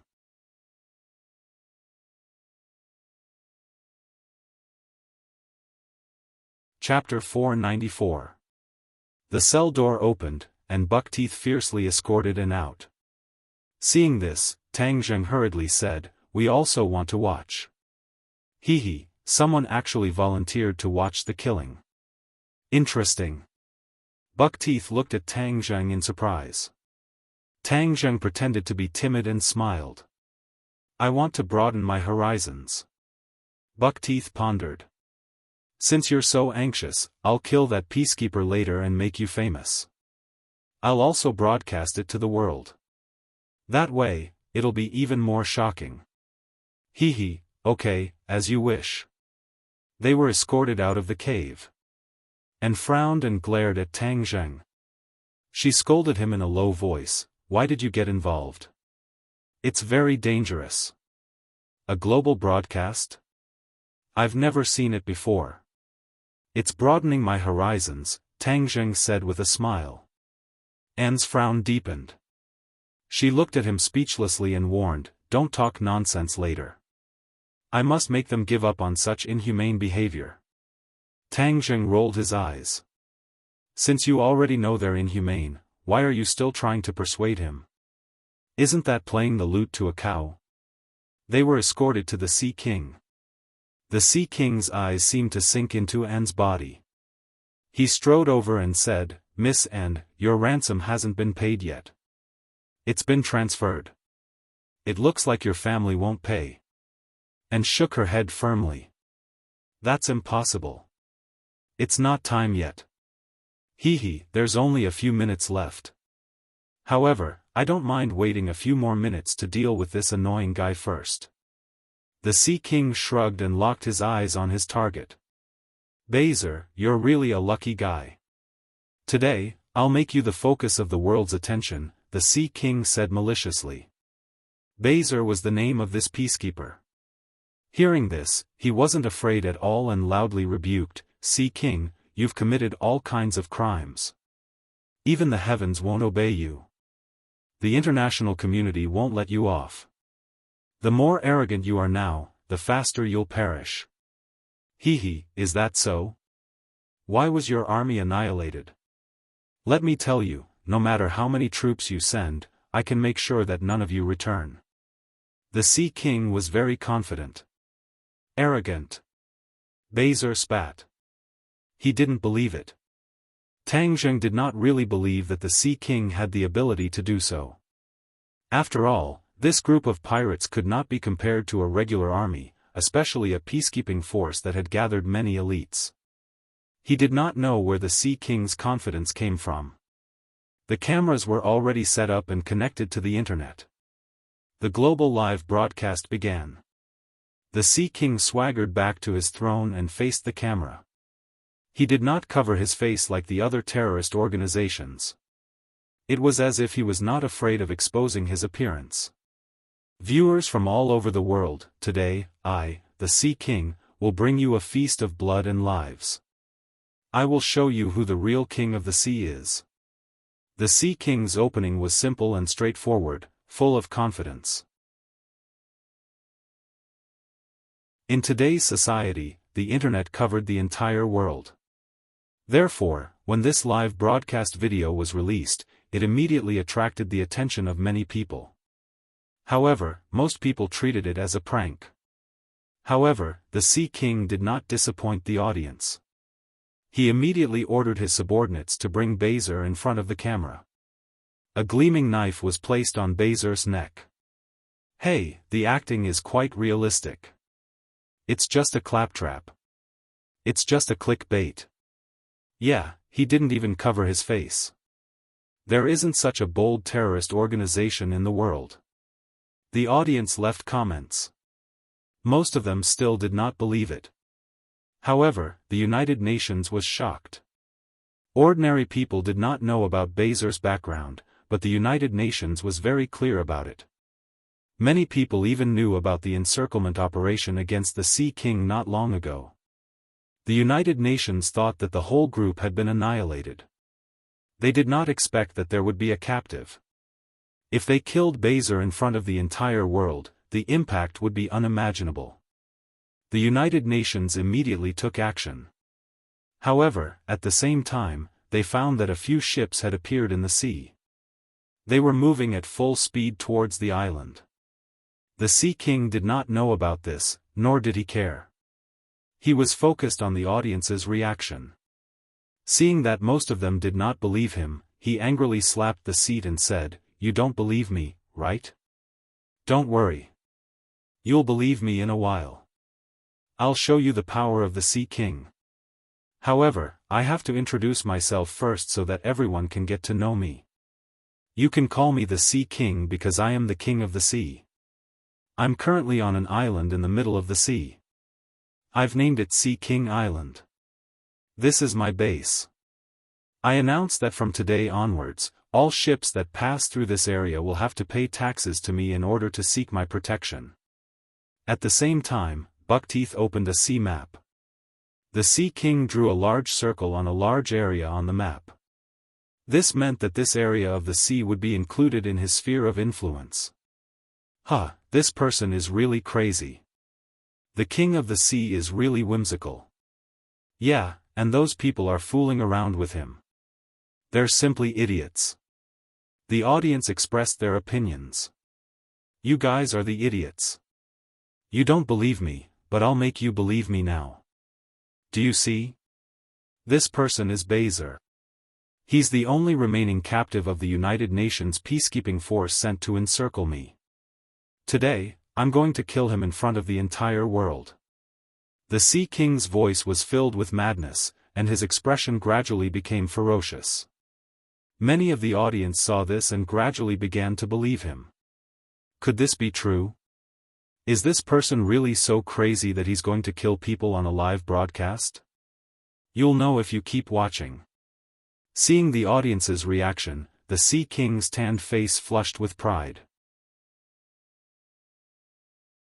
He hooted, "All of you listen to me. From today onwards, anyone who doesn't pay taxes to me will end up like him." With that, the Sea King took the broadsword and pointed it at Bezer's neck. At this moment, the entire world's audience held their breaths. Bezer's expression didn't change. He shouted righteously, "Sea King, you're crazy. What awaits you is the trial of the entire world. I'll judge you first today. I, the Sea King, pronounce you, Bezer, to be executed immediately." "Stop!" And rushed over and pushed the Sea King away. She stood in front of Bezer, her face flushed red. "I won't allow you to hurt him. This is a crime. Do you know that?" Wow, a beauty actually rushed out. "She's so beautiful. Is she an actress?" I know. This must be a show."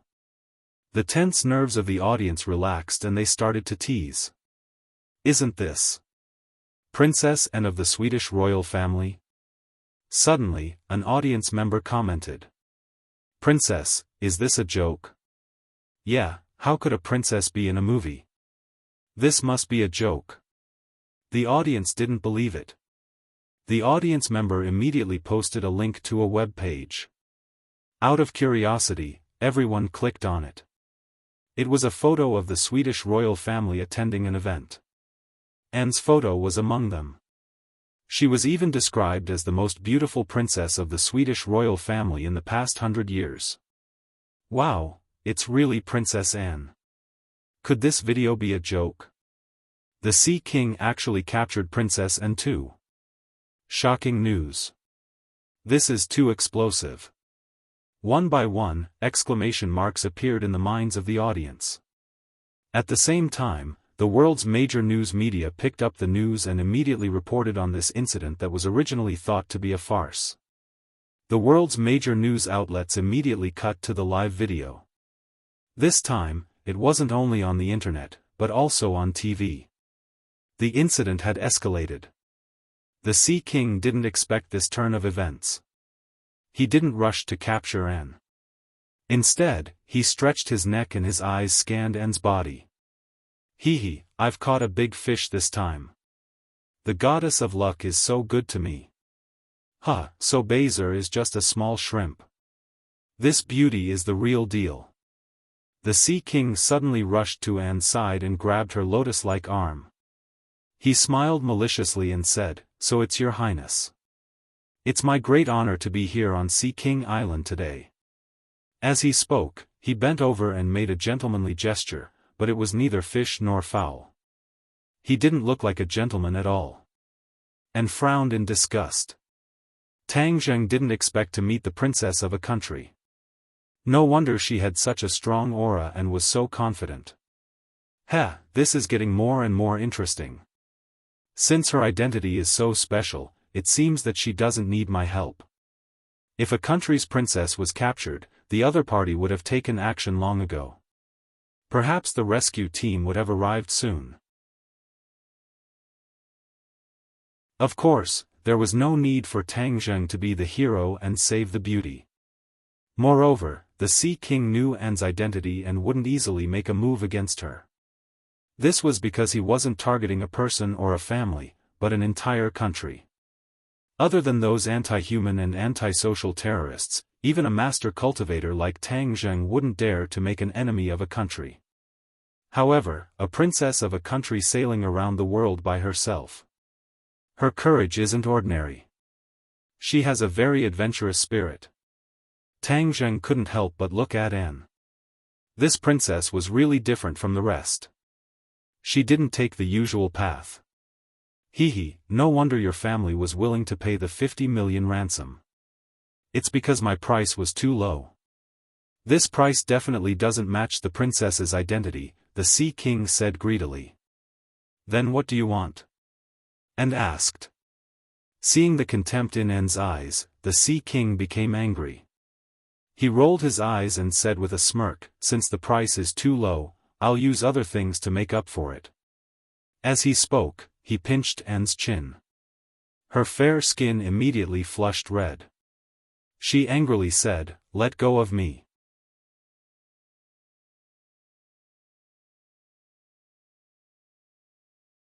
Chapter 495. As soon as he said that, it was truly shocking. The audience all over the world was stunned and their jaws almost dropped to the ground. However, looking at the crazed look in the Sea King's eyes, it was obvious that he was not joking. He was really going to do it. Crazy. This was absolute madness. The Sea King was actually going to broadcast to the world what he and Princess Anne were doing. This would undoubtedly become the most explosive news on television and the internet. The dignity of the Swedish royal family would be fatally challenged. This was not a humiliation for a single person, but for an entire country. The audience was boiling, and many people were even directly angry. Princess Anne was so beautiful that it was blasphemous to look at her for an extra second. However, the Sea King was actually going to do it in front of the entire world. He was simply insane and inhumane. Of course, there was no lack of busybodies running around to spread the news and call their friends to watch this shocking farce. The audience's comments below the live broadcast were already boiling. Millions of comments flooded the internet like a flood. As the person involved, Anne's mind went blank for a moment. She thought that she had misheard. From the moment she was born, she was destined to be extraordinary. Everyone adored and respected her. No one dared to be so rude to her. She was really angry. Since young, she had been educated by the royal family and rarely got angry. She was also good at hiding her temper. However, at this moment, she finally exploded.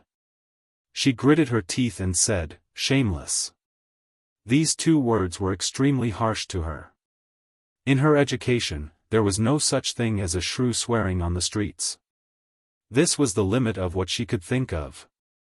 However, to the Sea King, this was like scratching an itch through his boot. It was not lethal at all. Instead, it aroused his interest, and he chuckled. "In a moment, I'll let you know who's the real shameless one. I'll let you experience what pleasure is in front of the entire world. I'll make you submit to me." The Sea King was extremely excited. Every cell in his body was cheering. He had not decided to do this on a whim. He had thought it through carefully. He was not afraid of Sweden's revenge at all. Moreover, the reputation of kidnapping a princess and sleeping with a princess could not be compared at all. As long as he slept with the princess, his reputation would become the #1 man in the world. Those celebrities were not even worthy of carrying his shoes. This was the effect he wanted. He wanted people all over the world to know him, fear him, and intimidate them so that they would not dare to go against his decision. Hearing such shameless words, Anne was furious. Her face revealed a determined expression as she said, "Even if I die, I won't let you have your way. You're in my hands. You can't die even if you want to." The Sea King grabbed Anne's arm and put his head in front of her face as he sneered. Anne wanted to cry but had no tears. This time, she really couldn't even die. Was she really going to be forced to do that? She couldn't imagine that scene. Tang Zheng had been watching the Sea King's performance with great interest, but he was almost stunned by the Sea King's actions. He was not an ordinary person. He was much bolder than Tang Zheng. He could not help but feel ashamed of his inferiority. Of course, the anger in his heart burned even more. The Sea King no longer had any humanity. Such a person was a scourge in the world. Princess Anne, the audience is still waiting. Let's begin. The Sea King licked his lips and puckered his lips as he bit Anne's face. Damn it, this Sea King is a beast. He actually dared to defile the honorable princess. Yes, he's a scumbag. Sigh, if only I could get intimate with the princess. The audience was in an uproar as more and more comments were left. Seeing this, Tang Zheng immediately prepared to save the damsel in distress. However, before he could do anything, the ground suddenly trembled. Many of the furniture swayed, and the camera tripod tilted and fell to the ground. Ah, what's going on? Yeah, why did the video only capture the lower half of the body? Where's Princess Anne? The camera fell to the ground, and the scene was a mess. The audience began to shout. However, the scene was even more chaotic. Before the Sea King could bite Anne's cheek, his feet were shaken and he almost fell. The other pirates were in a complete mess as they cursed incessantly. Tang Zheng hesitated for a moment. Could it be an earthquake? Earthquakes often occurred in the sea, and they were even more terrifying than those on land. However, the Sea King wasn't too alarmed. He quickly calmed down and angrily said, "Someone attacked my Sea King's saber. Humph, they're courting death. I'll deal with them first before continuing this show. Buckteeth, keep an eye on them." Then, the Sea King strode out, and the other pirates followed him. Buckteeth held his rifle and aimed it at the few of them. He smiled maliciously and said, "Don't worry, everyone. The show will continue in a bit, and will definitely feast everyone's eyes." As he spoke, he licked his lips and thought to himself, "When the Sea King is done playing with Princess Anne, I wonder if I can enjoy her as well. This is really a blessing that I've cultivated in my previous life." Princess Anne felt as if she had just walked through the gates of hell. She heaved a huge sigh of relief and kept patting her chest. Her thin clothes billowed and were particularly eye-catching. Tang Zheng had originally been prepared to attack, but something unexpected happened and he was distracted. He stretched his neck and looked outside, but he couldn't see anything specific. Princess Anne and Baser also looked up at the same time. Their expressions were quite anxious, and they guessed that if it wasn't an earthquake, then it was possible that the rescue team had arrived.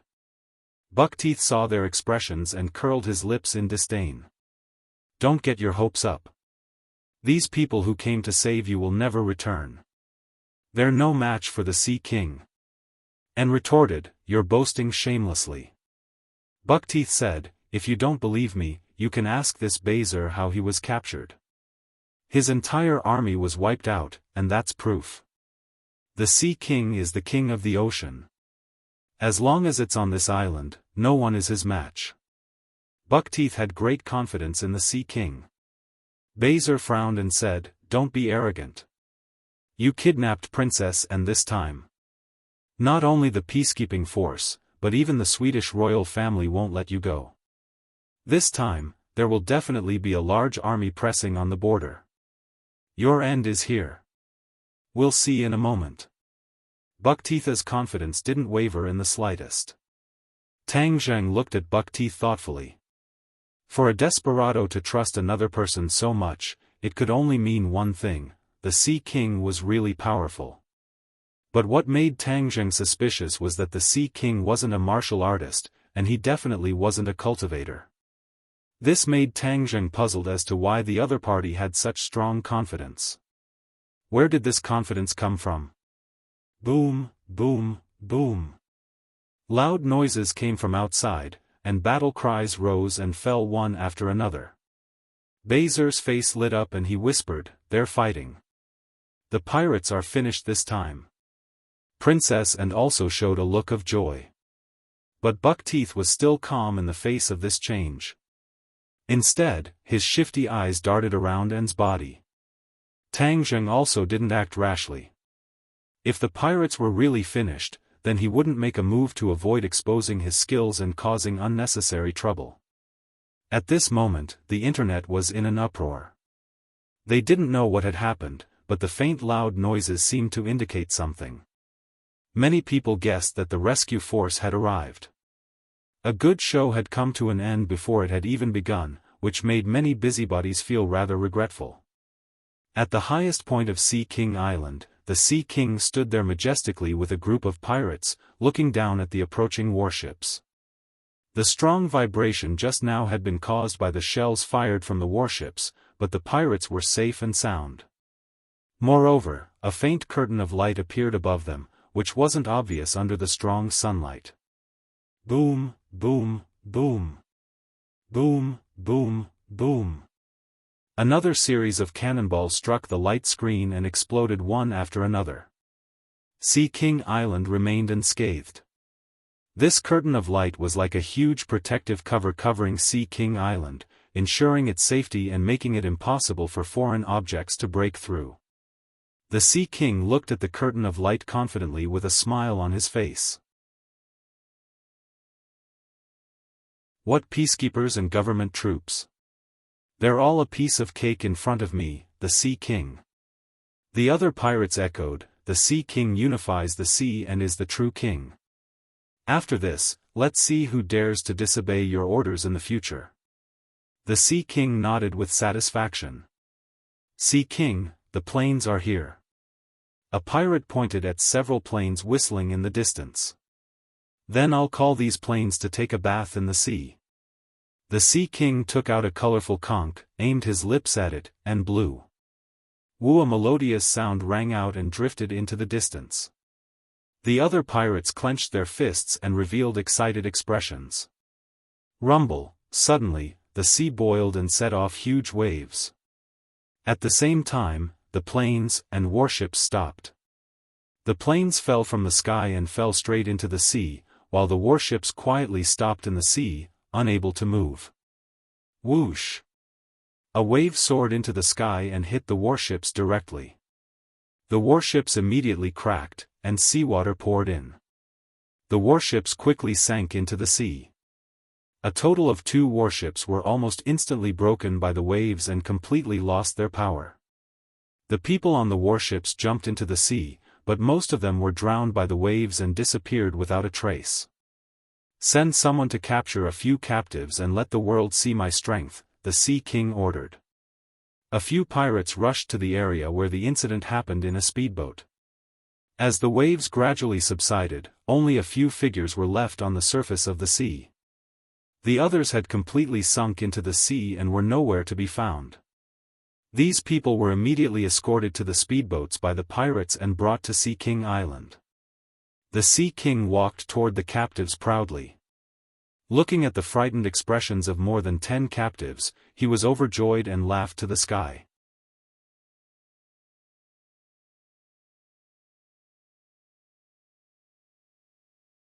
Chapter 496.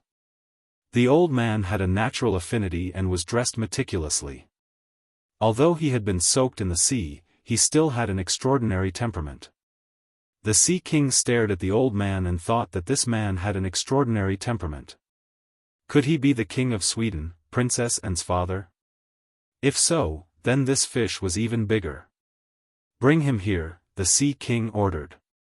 The pirates immediately grabbed the old man and the other soldiers jumped up and shouted, "Don't touch him." "Hee, I want to touch him." "What can you do?" The Sea King said fiercely as he grabbed the old man's hair. "Sir, please let me go," the old man said politely instead of getting angry. "Hee, look at how anxious they are." "Who are you?" The Sea King released the old man. The old man straightened up and tidied his clothes.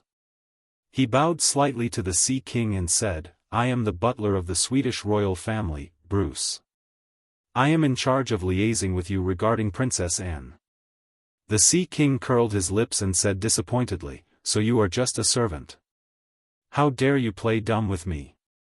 Believe it or not, I will take your life immediately. The Sea King had underestimated Bruce's identity.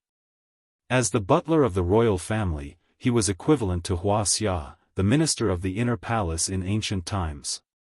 He had great power. The royal family had sent him to deal with this matter, so he was definitely not negligent. Hearing the Sea King's threat, Bruce was not afraid. Instead, he straightened his chest like a warrior and said neither humbly nor overbearingly, "Please take me to see Her Royal Highness." The Sea King sneered, "Okay, I will let you reunite and let you see the good thing between me and her with your own eyes." He. Vulgar, Bruce said. "I will show you what real vulgarity is in a moment. Take him away." The other captives were taken away to be locked up, while Bruce was taken directly to the base camp. When Tang Zheng and the others saw the triumphant return of the Sea King, they all had different expressions, but without exception, they all looked incredulous. On the contrary, Buckteeth strode forward and shouted, "Sea King, are all the enemies dead?" Of course. Don't you see who's taking action? With me, the Sea King, here, no one can even think of taking down Sea King Island. The Sea King patted his chest and said confidently, "Bruce, why are you here?" When Princess Anne saw Bruce, she turned pale with fright and hurriedly ran towards him. The Sea King stepped forward and blocked Anne's path. He grabbed her arm and smiled proudly. "Your Highness, we haven't finished our business yet. How can we give up halfway? Buckteeth, hold up the camera. Our program will continue." Buckteeth hurriedly repositioned the camera and aimed it at the Sea King and Anne. The Sea King faced the camera and said, "Everyone, I've made you wait for a long time because some people have spoiled my mood. But now, let's continue. I guarantee that I'll give everyone a wonderful blockbuster, ha." After the Sea King finished speaking, he immediately attacked Anne. He grabbed her clothes and was about to tear them off. Bruce turned pale with fright and hurriedly stopped him. "Stop, you are not allowed to be rude to Her Royal Highness. Don't you want money? We've already prepared it and can give it to you right away." The Sea King stopped and sneered at Bruce. "I don't just want money, I want her, ha." Pfft. Anne's sleeves were directly torn, revealing skin that seemed to have been moistened by milk. So white. I believe that it will be even whiter and more beautiful here. The Sea King pointed at Anne's chest and laughed maliciously. His big hand directly reached out to grab it. Tang Zheng let out a long sigh. He originally thought that he wouldn't have to do it himself, but it seemed that he had been too naive. The Sea King had used some unknown method to defeat the rescue plan. Now, Tang Zheng had no choice but to rescue her. Whoosh! His feet slipped, and like a ghost, he crossed the distance of several meters and arrived at Anne's side. He grabbed her waist and took her from the Sea King's hands. Then, he took a few steps back and returned to his original position. All of this happened in the blink of an eye. The others didn't have time to react, especially since the Sea King's hand was still suspended in midair. His speed was too fast. Therefore, only an afterimage was left in the camera. The audience around the world only saw a figure flash, and then Princess Anne disappeared from the camera. Only the Sea King was left standing there like a fool. Princess Anne's face was pale. She thought that she would definitely be humiliated, but she didn't expect the tables to turn. Someone had actually rescued her from the devil's claws. She raised her head slightly, and a familiar face came into view. Why is it him? She had always treated Tang Zheng as an ordinary fisherman and didn't count on him at all. However, at this moment, this fisherman actually showed his prowess and rescued her from the devil's claws. This scene was too romantic. It was like the plot of a phone call. She stared blankly at Tang Zheng, as if she wanted to see through him, or perhaps she wanted to see something different from his face. However, she failed. He was still him. Even his eyes didn't change at all. There was nothing out of the ordinary. However, the more he was like this, the more she was interested in Tang Zheng. What kind of person was he? Tang Zheng wasn't in the mood to pay attention to the princess's thoughts. Instead, he looked at the Sea King with a burning gaze. The Sea King finally woke up from his daze and stared at Tang Zheng furiously. "Who are you?" That moment just now had made him tense up. He had been wrong all this time. This person that he had almost ignored was actually a hidden master. However, he wasn't afraid. After all, this was his headquarters. He wasn't even afraid of ships and planes, let alone a single person. "You don't have the right to know." Tang Zheng wasn't willing to tell the Sea King his real name. Telling him his real name would be an insult to someone who was worse than an animal. "You're courting death. How dare you be so arrogant in my territory? Are you trying to pretend to be a pig to eat a tiger? Let me tell you, that's impossible. Even if you were a tiger on my Sea King Island, would still skin you alive and pull out your tendons," the Sea King roared fiercely. Tang Zheng jokingly said, "Really? Then I'd like to see what kind of ability you have to skin me alive and pull out my tendons." When the others heard this, their expressions changed, especially Bruce and Baser. The two of them had already experienced the Sea King's prowess. Seeing that someone dared to be so arrogant in the Sea King's headquarters was an eye-opener for them. They were also incomparably anxious. That was because they had pinned all their hopes on Tang Zheng. If he were to suffer an accident due to his carelessness, then they would lose everything and there would be no hope left. Princess Anne didn't have such complicated thoughts. She didn't notice that she was still lying in Tang Zheng's embrace, but her eyes were getting brighter and brighter. That was because the strong confidence that Tang Zheng had when he spoke was too abnormal. It was completely different from before. Who is he? Why didn't he make a move before? Why did he only come to save me when he saw that I was in danger? He's definitely not a fisherman, so who is he? Could he be a great hero like Zoro? Princess Anne was only 18 years old. In addition to her good upbringing, she also had the fantasies of other girls her age. Therefore, she subconsciously imagined Tang Zheng to be a hero from Western legends. The Sea King had never seen someone so arrogant in front of him. He was unable to restrain his anger. He waved his hand and ordered, "Capture him.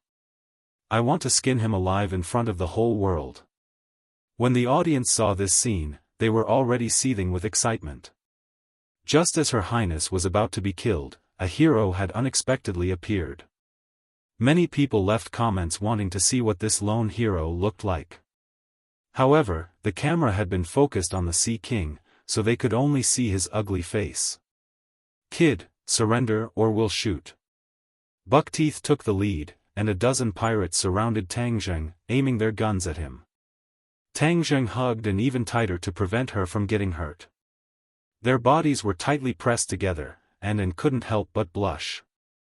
She had never had such intimate contact with the opposite sex in her entire life.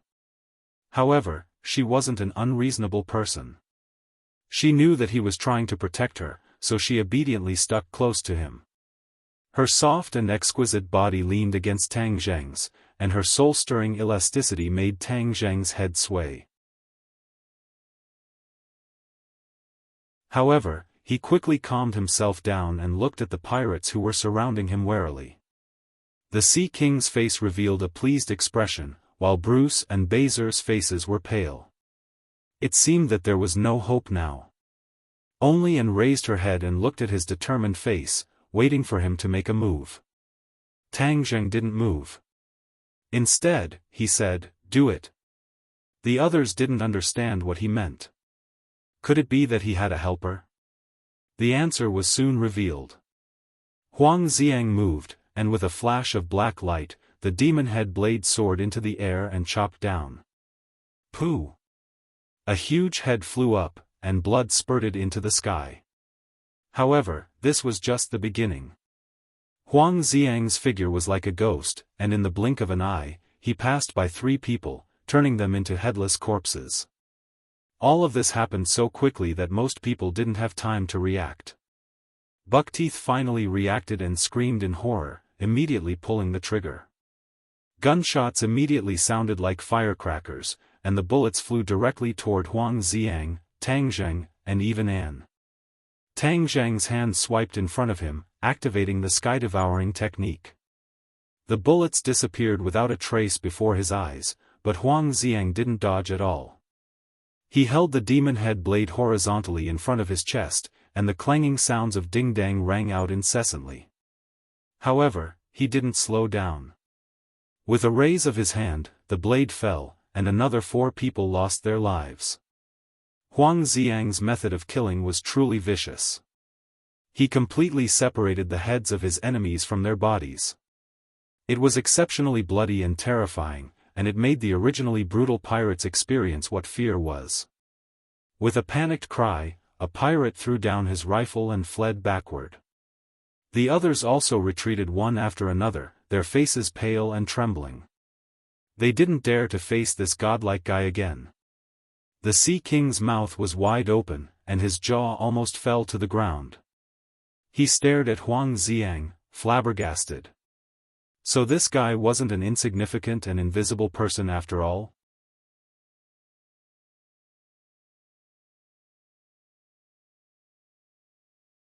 Chapter 497. Huang Xiang's murderous aura was swift and clean. Everyone was taken aback and felt a chill in their hearts. The Sea King's reaction was extremely fast. He quickly jumped back, took out a colorful conch, and began to blow into it. The melodious sound spread far and wide in an instant. Tang Zheng cursed inwardly. The Sea King must be informing his accomplices. He quickly let go of Princess Annie and rushed towards the Sea King, trying to snatch the conch back. Bang, bang, bang. The Sea King immediately pulled the trigger, and the bullet whizzed toward Tang Zheng's chest.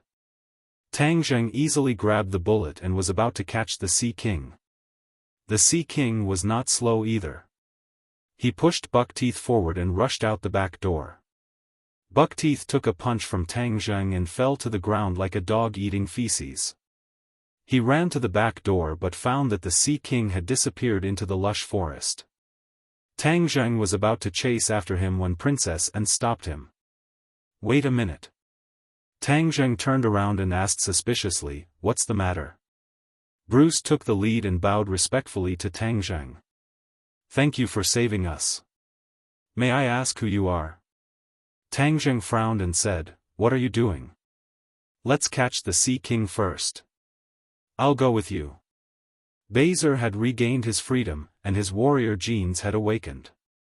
He volunteered. Tang Zheng nodded and said, "Be careful. We only eliminated the pirates in this room. There are many others." Bezer picked up a gun and said fiercely, "This time we must give them a good beating." Tang Zheng and Huang Xiang took the lead and chased after them. Bezer followed closely behind. And was not willing to fall behind and shouted excitedly, "I'll go too." Bruce quickly stopped her. "Your Highness, it's too dangerous. Let's wait for the rescue team."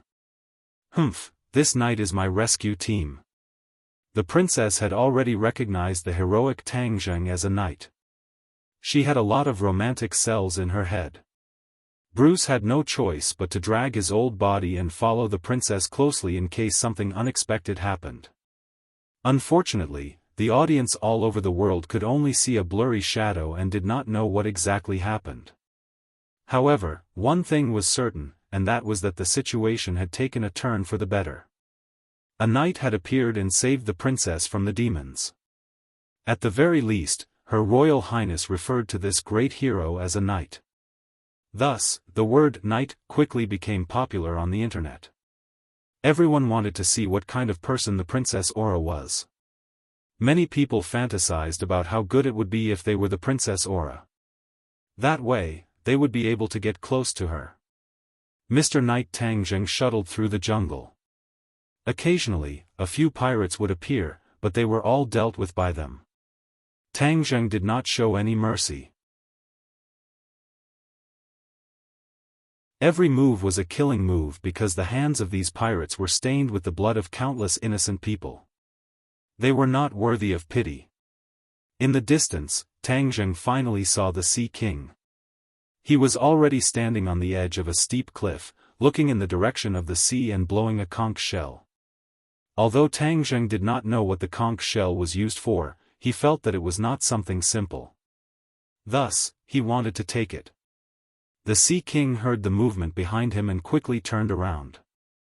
However, at this moment, there was no fear on his face. Instead, it was complacent and somewhat sinister. "You dare to oppose me, the Sea King? You're dead meat." The Sea King pointed his finger at Tang Zheng and roared confidently. "Let's see who lives and who dies." Tang Zheng was unmoved. He leaped across the distance of several meters and arrived in front of the Sea King. He put two fingers together and stabbed the Sea King's chest like a sharp sword. Boom! With a loud noise, a wave of water shot up into the sky like a huge whip and lashed at Tang Zheng. The strong wind caused the trees around them to be cut in half. Bang! Tang Zheng was hit hard and flew up into the sky like a kite with a broken string. Princess N and the others who were chasing after them saw this scene, and opened her mouth wide and screamed in shock. Bruce and Baser were also stunned. Their faces were pale. The little hope that had risen in their hearts gradually turned into despair. They had seen this towering water column when they were on the ship. Its power was simply unimaginable. Even a ship was cut in half by a water column. How could a person withstand such an attack? Tang Zheng felt that his waist was about to break. He could even hear his bones cracking. This was the result of his carelessness. He thought that the Sea King was at his wit's end. He did not expect a water column to appear out of nowhere. Why would this water column listen to the Sea King's orders? There were too many questions. Tang Zheng did not have so many questions while he was in the air. His survival instinct made him somersault a few times in the air. Then, he did not land. Instead, he straightened his body and stabbed at the water column. Puff! Blood shot up into the sky and mixed with the waves. The waves turned blood red. Then, the waves twisted wildly and fell back into the sea. "You've angered the sea god. You're dead." The Sea King was not afraid. Instead, his face revealed a ferocious and crazy expression. Tang Zheng landed steadily and asked coldly, "What sea god?" "You'll know how powerful the sea god is soon." As soon as he finished speaking, a roar came from the sea. Then, 9 water columns shot up into the sky and slapped at Tang Zheng. Tang Zheng jumped away. The water column hit the opposite side and a huge crack appeared. The ground under their feet cracked as if there was an earthquake. They all dodged. This is not seawater. It's a demonic beast. Tang Zheng finally found a clue. There was a trace of demonic aura coming from the water column. Although it was not obvious because of the seawater, it could not escape Tang Zheng, who had dealt with demonic beasts for a long time. This demonic beast's strength was definitely not inferior to the Sky Thunder Cloud beast. Although Tang Zheng had not seen its body, he knew that its size was definitely not ordinary. The others were so scared that they could only open their mouths. 9 water columns shot up into the sky. This scene that violated the laws of physics had a huge impact on them. "Huang Xiang, let's attack together and make it show its true form," Tang Zheng shouted. The two of them rushed out of the cliff, one on the left and one on the right. They directly pounced on the water column. Bang bang! The two of them collided with the water column. Huang Xiang's ghost head blade chopped down on the water pillar, causing blood to flow out, but he stopped his falling body. Tang Zheng directly hugged the water pillar, and punched it again and again, causing the water pillar to splatter everywhere, and blood to spread everywhere. The water column kept twisting, and the water vapor filled the sky. It evaporated in an instant, forming a big fog that completely blocked the two of them and the 9 water columns. The others could not see the situation clearly, and even the Sea King was flabbergasted as he watched this scene. Clearly, Tang Zheng and Huang Xiang's strength had greatly exceeded his expectations. In the past, as long as the sea god was summoned, all difficulties would be solved. All enemies would be turned into ashes in an instant. However, this time, there was obviously an exception. He did not know whether it was a blessing or a curse, and was stunned for a while and said, "Do we need to help?" Baser and Bruce looked at each other and looked at the guns in their hands. They felt a strong sense of powerlessness. In front of an enemy of this level, they seemed to be extra. They could not help at all. They were indeed powerless. Tang Zheng had already put his life on the line. Punch after punch, every punch landed on flesh. Water droplets splashed everywhere, and mist filled the air. After the water column shed its disguise, its true form was finally revealed. It was a huge tentacle. Octopus monster. Tang Zheng recognized the monster's true form at a glance. However, it was not a small octopus on the dining table, but a giant. Each tentacle was 50 meters long, and its head was hidden under the water, so he could not see it clearly. Now that he knew what kind of monster it was, Tang Zheng calmed down. He took out the dragon trapping rope and tied the 2 tentacles together. Huang Xiang also cut off one of the tentacles with a few moves. Roar, roar. Strange roars came from the sea below. They were full of anger and killing intent. Tang Zheng was unmoved.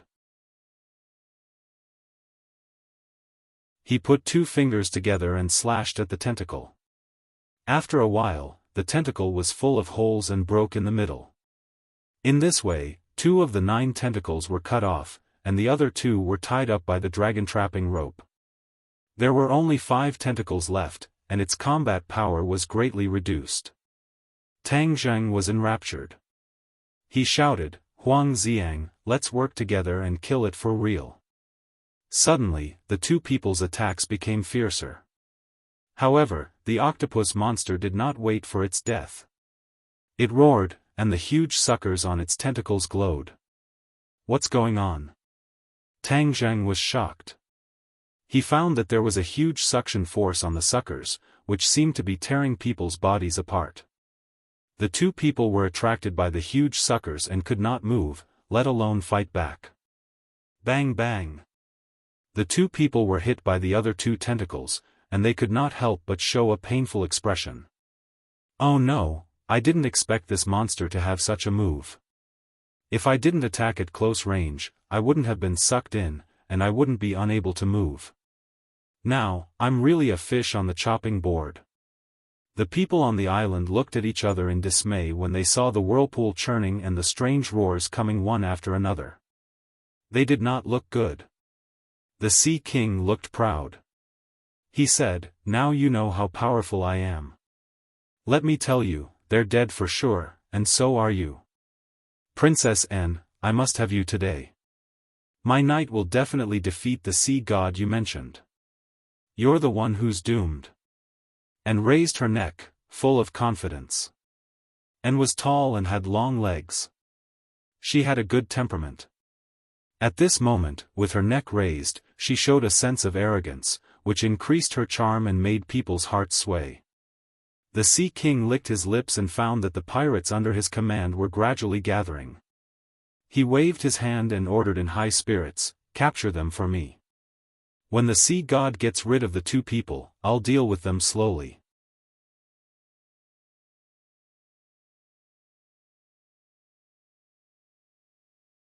Chapter 498. Baser picked up his rifle and shouted at the approaching pirate, "Don't come close, or we will shoot." Bang bang bang. The pirate took the lead and Bruce immediately threw Her Royal Highness to the ground and shouted, "Princess, be careful." Baser immediately pulled the trigger and fired back, and covered End and Bruce to find trees to hide. The two sides fought fiercely at a distance of 10 meters, and the situation was worrying. Tang Zheng's situation was also worrying. His face was already red, and the blood in his body seemed to be boiling. It was about to be sucked out of his body by the suction cup, and he would explode and die.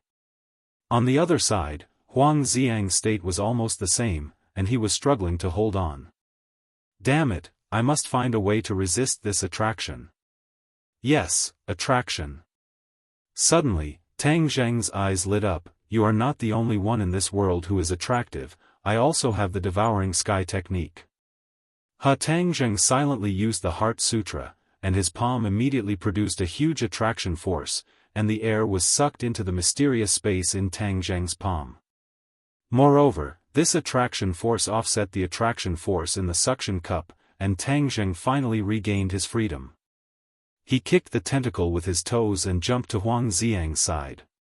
Using the same method, he aimed his palm at the suction cup and used the devouring sky technique to completely offset the attraction force. Roar roar. Seeing this scene, the octopus monster let out a series of roars, mixed with shock. Since you use this kind of attraction force, then I will also use the devouring sky technique. Let's see who is more attractive between us. Tang Zheng frantically ran the devouring sky technique, and his palm pressed on the tentacle, and the tentacle immediately swayed wildly, and it seemed to be aware of the danger. Several other tentacles immediately whipped at Tang Zheng, hoping to drive him away. Tang Zheng wouldn't let go so easily. He ordered Huang Xiang to resist the attack of the other tentacles and concentrate on dealing with one tentacle. Puff! In the face of the devouring sky technique, the octopus monster's attack seemed to be particularly fragile. The tentacle had rapidly cracked at a speed visible to the naked eye, and pieces of flesh fell off directly and were sucked into the mysterious space. In the blink of an eye, one of the tentacles disappeared without a trace. The octopus monster writhed in pain. Waves rose into the air, and a huge whirlpool appeared on the surface of the sea. Tang Zheng followed suit and hugged another tentacle. After a while, this tentacle also turned into a pool of blood and was sucked away. This time, the octopus monster was truly afraid. It let out a series of earth-shattering screams. The whirlpool on the surface of the sea spun faster and faster, and the tentacles quickly fell into the sea. Tang Zheng's heart skipped a beat. You want to escape? It's not that easy. With a wave of his hand, one end of the dragon-trapping rope flew into his hand, while the other end tightly tied the two tentacles together, leaving the octopus monster with no way to escape. Just now, you wanted to kill us. Now, you want to escape? How can it be so simple? You are helping the tyrant. Today is the day you die. Tang Zheng finally understood why the Sea King was so arrogant. It turned out that he had the support of a demonic beast. Otherwise, how could he possibly lead a ragtag group of pirates against a regular army? The mystery was solved. As long as he killed this demonic beasts, the Sea King would be nothing. Of course, Tang Zheng was also very surprised that there was such a big demonic beasts in the ocean. This was not the prehistoric heavenly tomb in the 10,000 huge mountains. It had to be known that other than places like the prehistoric heavenly tomb that had restrictions, Noob Era's scheme back then had sucked almost all the demonic beasts in the world into the sky. A powerful demonic beasts like this octopus monster should not exist in this world, but it had actually appeared in front of him. What did this mean? This meant that unless there was a place like the prehistoric heavenly tomb in the ocean, or it was a new demonic beasts that had been cultivated after that incident. But if that was the case, the octopus monster's cultivation speed would be shockingly fast. No matter what the situation was, Tang Zheng wanted to investigate it thoroughly. Therefore, if he could capture the octopus monster alive, it would be the best way. Seeing that it was unable to break free from Tang Zheng's restraints, the octopus monster kept twisting its body, and its cries became more and more mournful. However, Tang Zheng was unmoved. Instead, he allowed Huang Xiang to cut off another 2 tentacles, and he also used the heaven-devouring technique to devour a tentacle.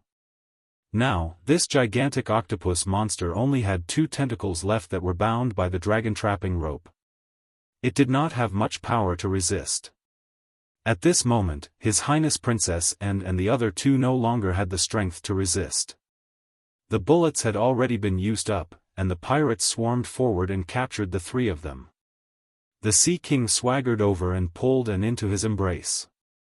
Just as he was about to take action, he realized that the ground beneath his feet was shaking. This was an earthquake. Cracks appeared on the ground, and many pirates were swallowed up by the cracks. They did not even have time to scream. Everyone panicked. Even the Sea King was dumbstruck, not knowing what had happened. Boom! Boom! Boom! The cracks in the ground grew larger and larger. Rocks fell into the sea one after another, and all sorts of trees were buried in the sea. The Sea King and the others fell from the cliff and directly into the sea. Ah! Screams resounded through the sky. Everyone's mind went blank. Many pirates fell into the sea and were swallowed up by the tumbling sea, disappearing without a trace. Just as the Sea King and Princess Anne touched the surface of the water, 4 bubbles emerged from the sea and enveloped them. The 3 of them, who were still in shock, were speechless when they saw this. Only the Sea King seemed to have woken up from a dream. He shouted excitedly, "The Sea God has shown his power! The Sea God has shown his power!" However, he did not understand why the Sea God had shown his power. The ones who died were indeed his subordinates. Of course, as long as he was not dead, the lives of the others were his to decide. He would not pay too much attention to them. However, the next scene shocked the 4 of them, who were lucky enough to escape with their lives. Sea King Island disappeared. The rocks, soil, and trees were all gone. Only a circular platform the size of a basketball court was left on the surface of the sea. The platform quickly sank into the sea, and their bubbles sank as well. After a while, they completely disappeared. It was as if the island had never existed. Only the mist remained, indicating what had happened just now. Tang Zheng held on to the dragon-trapping rope and did not let go. He allowed the octopus monster to continue to struggle. Gradually, its strength became weaker and weaker until it finally stopped struggling. Its head floated above the water. Tang Zheng jumped and landed on the octopus monster's head. Its huge eyes were intimidating, but Tang Zheng was not afraid. He stared at it and said jokingly, "Why aren't you moving? I'd like to see how long you can struggle." "You? Who are you?" The octopus monster was frightened and spoke in human language.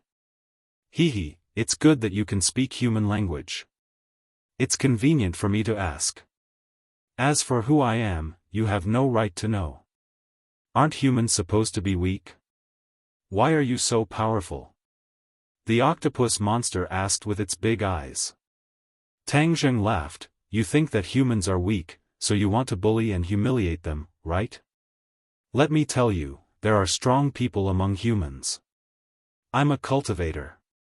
It's your bad luck to encounter me." "Cultivator? What's that?" The octopus monster was puzzled. That's strange. You're a monster, but you don't know about cultivators." Tang Zheng narrowed his eyes. This was beyond his expectations. Do monsters have to know about cultivators? Tang Zheng frowned. This demonic beast was a little strange. Could it be that he had never come into contact with cultivators before? If that was the case, then it must have only cultivated into a spirit after the cultivator entered the sky beyond heaven. Because only in this way would it not encounter cultivators, and would not know of the existence of cultivators. But if that was the case, then according to its cultivation speed, it could definitely be considered a genius among the demonic beasts. Tang Zheng developed a strong interest in it. The mist disappeared. Tang Zheng was preparing to deal with the Sea King first before interrogating this monster. However, when he looked up, his eyes immediately widened. His mouth was so big that a duck egg could be stuffed in it. Damn, what's going on? Where's Sea King Island? Why is it gone? This scene really made Tang Zheng scratch his head. A pirate club disappeared for no reason in the blink of an eye, as if it had never appeared. Anyone would be surprised by this. He was puzzled and could only turn his hope to the octopus monster. Where's the Sea King Island? The octopus monster said, I won't tell you. Oh, you have some backbone. Interesting. Let's see how long you can last. Huang Xiang, dig out one of its eyeballs.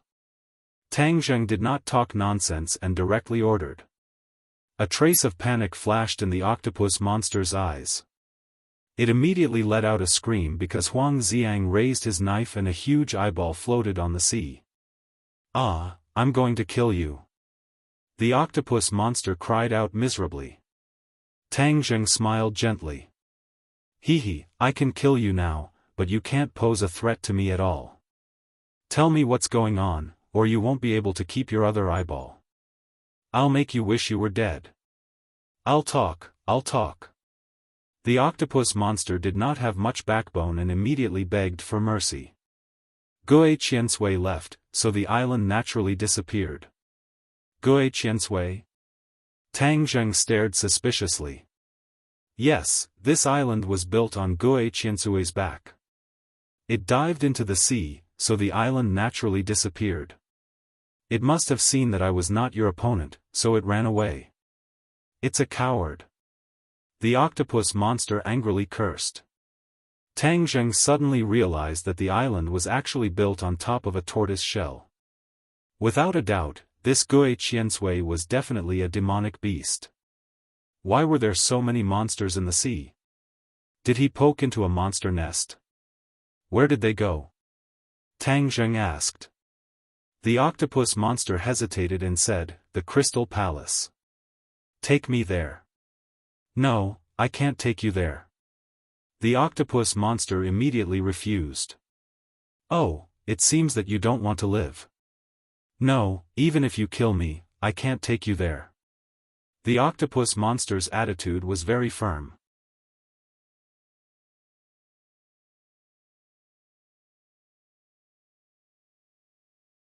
Chapter 499. Gurgle. Several bubbles burst on the surface of the water and a white figure jumped out of the water. Tang Zheng's eyes lit up and he said happily, Xiao Bai. Squeak. Xiao Bai shook his head and wagged his tail at Tang Zheng, looking very cute. When Tang Zheng was taken away by Buck Teeth, Xiao Bai had escaped and followed him all the way. Now, he finally showed himself. Little White excitedly pointed at the water, and then used a pair of small claws to draw a big circle.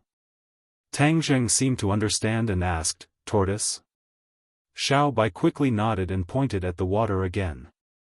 Do you know where Gue Qiansui went? Tang Zheng's heart moved and he asked. Xiao Bai nodded. Huh, Xiao Bai, you're really good.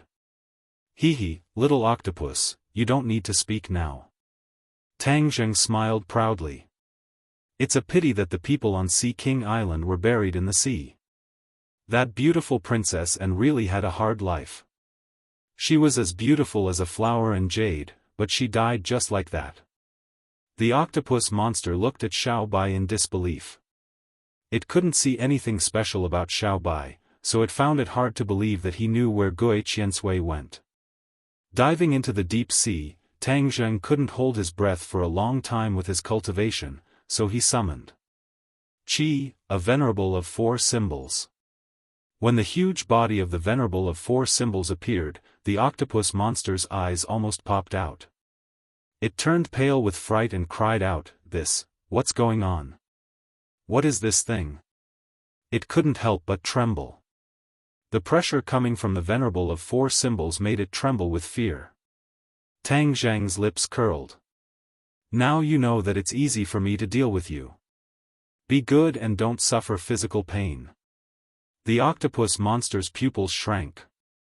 It kept quiet out of fear and looked at the venerable of 4 symbols who was gradually sinking into the sea. Tang Zheng jumped into the body of the guardian of 4 symbols. The guardian of 4 symbols grabbed the dragon snaring rope and dragged the octopus monster, which only had 2 tentacles left, to the bottom of the sea. Huang Xiang and Xiao Bai stood on the shoulders of the 4 symbols venerable. The bottom of the sea was pitch black, making it impossible for them to determine their direction. However, this was not a problem for Xiao Bai. It opened its small mouth and spat out a ball of flames. This ball of flame floated in the sea and did not extinguish. It illuminated the surroundings. Many fish swam past them at the bottom of the sea and looked at this scene in amazement. The octopus monster was horrified.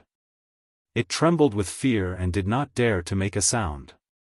Xiao Bai pointed out a direction, and the 4 symbols paragon strode forward, dragging the octopus monster with them. Their speed was not slow at all. Suddenly, Xiao Bai called out anxiously. Tang Zheng asked thoughtfully, "Are we almost there?" Xiao Bai quickly nodded. "Then let's be quiet." The 4 symbols paragons slowed down. Suddenly, Tang Zheng saw the octopus monster swim backward with all its might. Apparently, it did not want to go forward. However, its body was bound by the dragon snaring rope, so all of this was useless. It could only struggle continuously, causing the sea to churn. Tang Zheng's expression sank as he shouted sternly, "Little octopus, are you trying to inform your companions? No, we can't go to the Crystal Palace. We'll die if we go. Lord Sea God will definitely think that I'm leading the way and kill me," the octopus monster cried out in panic. Sea God? Tang Zheng had heard the Sea King mention this name before.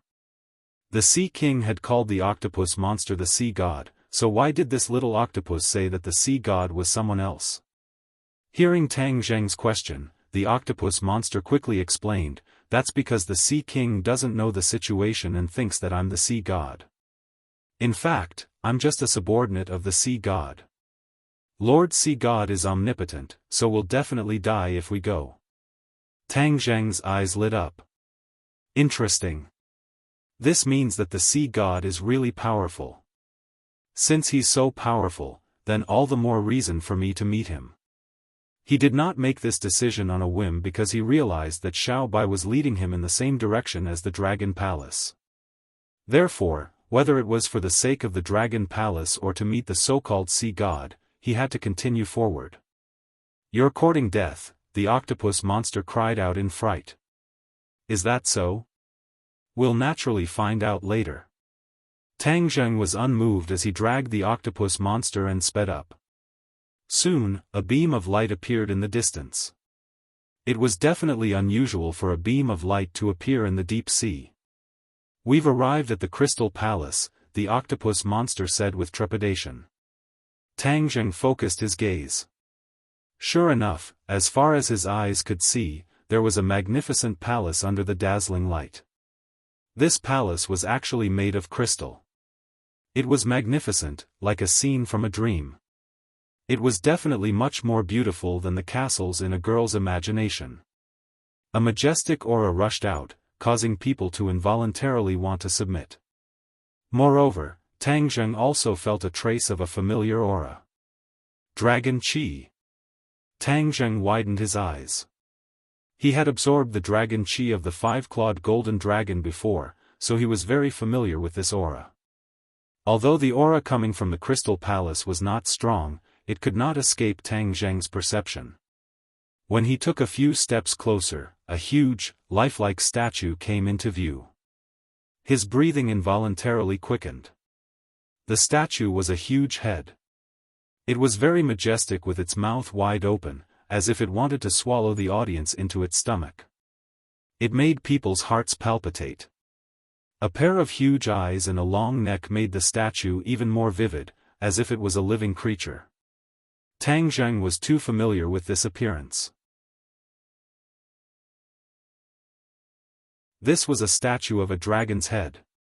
According to the description of the 5-clawed golden dragon, the Dragon Palace had its eyes on this statue. This meant that the Crystal Palace in front of him was the famous Dragon Palace, his destination. Tang Zheng's breathing involuntarily became hurried, and he thought, the five-clawed golden dragon only pointed out the direction, and it will definitely take a lot of effort to find a dragon palace in the middle of the ocean. I have already made preparations for this, but I did not expect that I would wear out iron shoes in vain, and would be able to find the dragon palace without any effort. The heavens are really helping me. Hearing Tang Zheng's laughter, the octopus monster shrank back in fear. It was as if he was looking at a fool. Death was at hand, but he still knew how to laugh. In a moment, he would not be able to laugh anymore. The octopus monster could no longer laugh. His eyes were even uglier than crying. Tang Zheng also figured out the ins and outs of the matter. This dragon palace had been abandoned for too long. Then, it was occupied by this group of sea demons. From then on, they became the overlords of the sea and supported the puppet Sea King. As for why the cultivation of this group of sea demons was so strong, it definitely had a lot to do with this dragon palace. In short, for the heaven and earth obsidian, he had no choice but to confront this group of demon beasts. Stop, who are you people? Suddenly, a group of shrimp soldiers and crab generals blocked their path. However, looking at the tall four symbols venerable, the other party was clearly afraid. Tang Zheng said indifferently, "Call out your sea god." "How dare you, Lord Sea God is not someone you can meet as you wish. What kind of monster are you? Hurry up and surrender." The prawn soldiers and crab generals shouted angrily one after another, looking quite imposing. Suddenly, they saw the octopus monster. Their eyes lit up and said, "Octopus, could it be that you brought this monster back? Lord Sea God won't let you go." The octopus monster hurriedly denied, "It wasn't me. He followed Gue Qiansui here. It has nothing to do with me. I was forcefully dragged here by him." Gue Qiansui said that you fought with two humans and were no match for them. Could it be that this human is him? The other party pointed at Huang Xiang on the four symbols venerable's shoulder and asked. "He is one of them. The other person is inside this big guy's body. He is even more powerful." The octopus monster said anxiously. Tang Zheng did not stop him and said directly, "You group of sea demons killed the innocent and occupied the dragon palace. Today, I will enforce justice on behalf of the heavens and destroy you all." Dragon Palace? The shrimp soldiers and crab generals turned their heads to look at the Crystal Palace. Obviously, they did not know the origin of this Crystal Palace. Nonsense, this is Lord Sea God's palace. How could it be a dragon palace? The shrimp soldiers and crab generals denied loudly. Tang Zheng was too lazy to waste his breath on them and said indifferently, "Since you don't want to pass on the message, I will go in myself." The four symbols venerable raised his leg and swept it towards the group of shrimp soldiers and crab generals. They used all of their abilities to block, but unfortunately, the two sides were not on the same level at all. Miserable screams rang out one after another as the shrimp soldiers and crab generals were swept away and sent flying far away. A few of them flew directly into the arched door of the Dragon Palace. When they flew into the arched door, a faint light rippled out. Tang Zheng's eyes lit up. It turned out that the Dragon Palace was covered by a layer of glass silk. There was no seawater inside, only air. What was even more shocking was that after the shrimp soldiers and crab generals flew into the arched door, their bodies quickly shrank. Otherwise, their huge bodies would have destroyed the Dragon Palace. This Dragon Palace is really magical. Tang Zheng had never seen a building that could shrink a person's body. He could not help but feel that it was somewhat magical. Back then, when the Dragon Clan abandoned this Dragon Palace, it was a big deal. The five-clawed golden dragon was right. The Dragon Clan is indeed a magical clan. Tang Zheng thought. However, Tang Zheng did not rashly rush into the arched door. This was because he did not know if there were any dangers or ambushes inside. You have caused a disaster this time. It is still not too late to run away. Otherwise, you will die without a doubt. The octopus demon advised with an ashen face. Tang Zheng was unmoved and shouted, "Could it be that the people inside are all cowards? You have taken over the dragon palace but don't dare to come out." Suddenly, a figure flew out from the dragon palace and stood under the arched door. He glared at Tang Zheng and said, "Nonsense, who are you? I will kill you." After taking a closer look, Tang Zheng blinked in surprise. This person was handsome and had long hair that fluttered in the wind. However, there was a protruding horn on his forehead. Demonic beast. Tang Zheng suddenly realized. This guy must be the so-called sea god. He had actually transformed into a human form. However, the horn on his head indicated that the transformation was not very successful.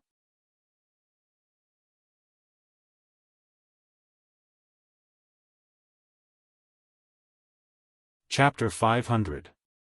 The so-called sea god stared at the four symbols venerables, his heart was also shocked. He received the report from his subordinates, especially Gui Qiansui, who was really shocked and scared. He had not transformed into a human for long, but after observing that there were not many powerful people on the sea, he had evil thoughts and proclaimed himself as the sea god. From there, he stirred up trouble and prepared to be the overlord of a region. For this, he specially collected a group of pirates and made them his puppets to do things for him. However, things were unpredictable. His carefree days did not last long before he encountered a hard nut to crack. When Gui Qiansui fled back to report, he really did not believe it, but at this moment, seeing the giant body of the four symbols venerables, he finally no longer doubted it. The four symbols venerables was bigger than most monsters, and the key was that the aura they emitted made the other party not dare to underestimate them. However, in front of so many subordinates, he certainly could not lose face, and said sternly, "You want to save your companions, don't you? Dream on, you have injured so many of my subordinates, your companions can forget about living." Tang Zheng was stunned for a moment, and quickly asked, "You mean there are other people who have been captured by you?" "Of course, that princess and her attendants are imprisoned by me. If you are sensible, you will be captured without a fight, or they will die without a doubt," the sea god said fiercely. Tang Zheng breathed a sigh of relief for no reason. The death of a beauty like princess and was really a loss to the world. Although he thought so, Tang Zheng still said without changing his expression, "You are mistaken about one thing, I am not friends with them. If you want to kill them, do as you please. Now we are dealing with the matter between us. This dragon palace is not something you can meddle in. Obediently take your shrimp soldiers and crab generals and withdraw, or don't think about leaving this matter at that." The sea god glared and flew into a rage, "You actually want to snatch my immortal's cave, you have eaten a lion's heart and leopard's guts. Children, attack." Whoosh whoosh whoosh. Several groups of shrimp soldiers and crab generals rushed out of the dragon palace, baring their fangs and brandishing their claws to attack Tang Zheng. Tang Zheng was not afraid at all. Most of these shrimp soldiers and crab generals were just low-level demon beasts that had just gained intelligence. Their fighting strength was not on the same level as that of the octopus demon beast. It seemed that although the dragon palace was magical, it did not breed many powerful demonic beasts.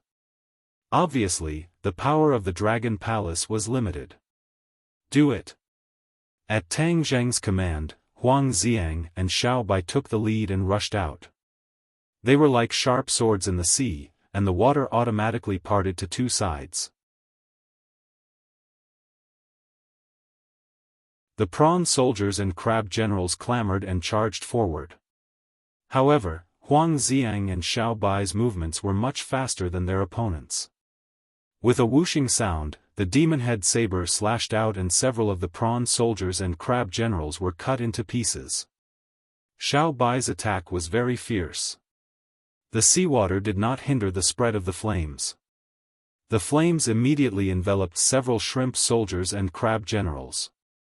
They did not even have time to scream before they were immediately vaporized into wisps of clear air.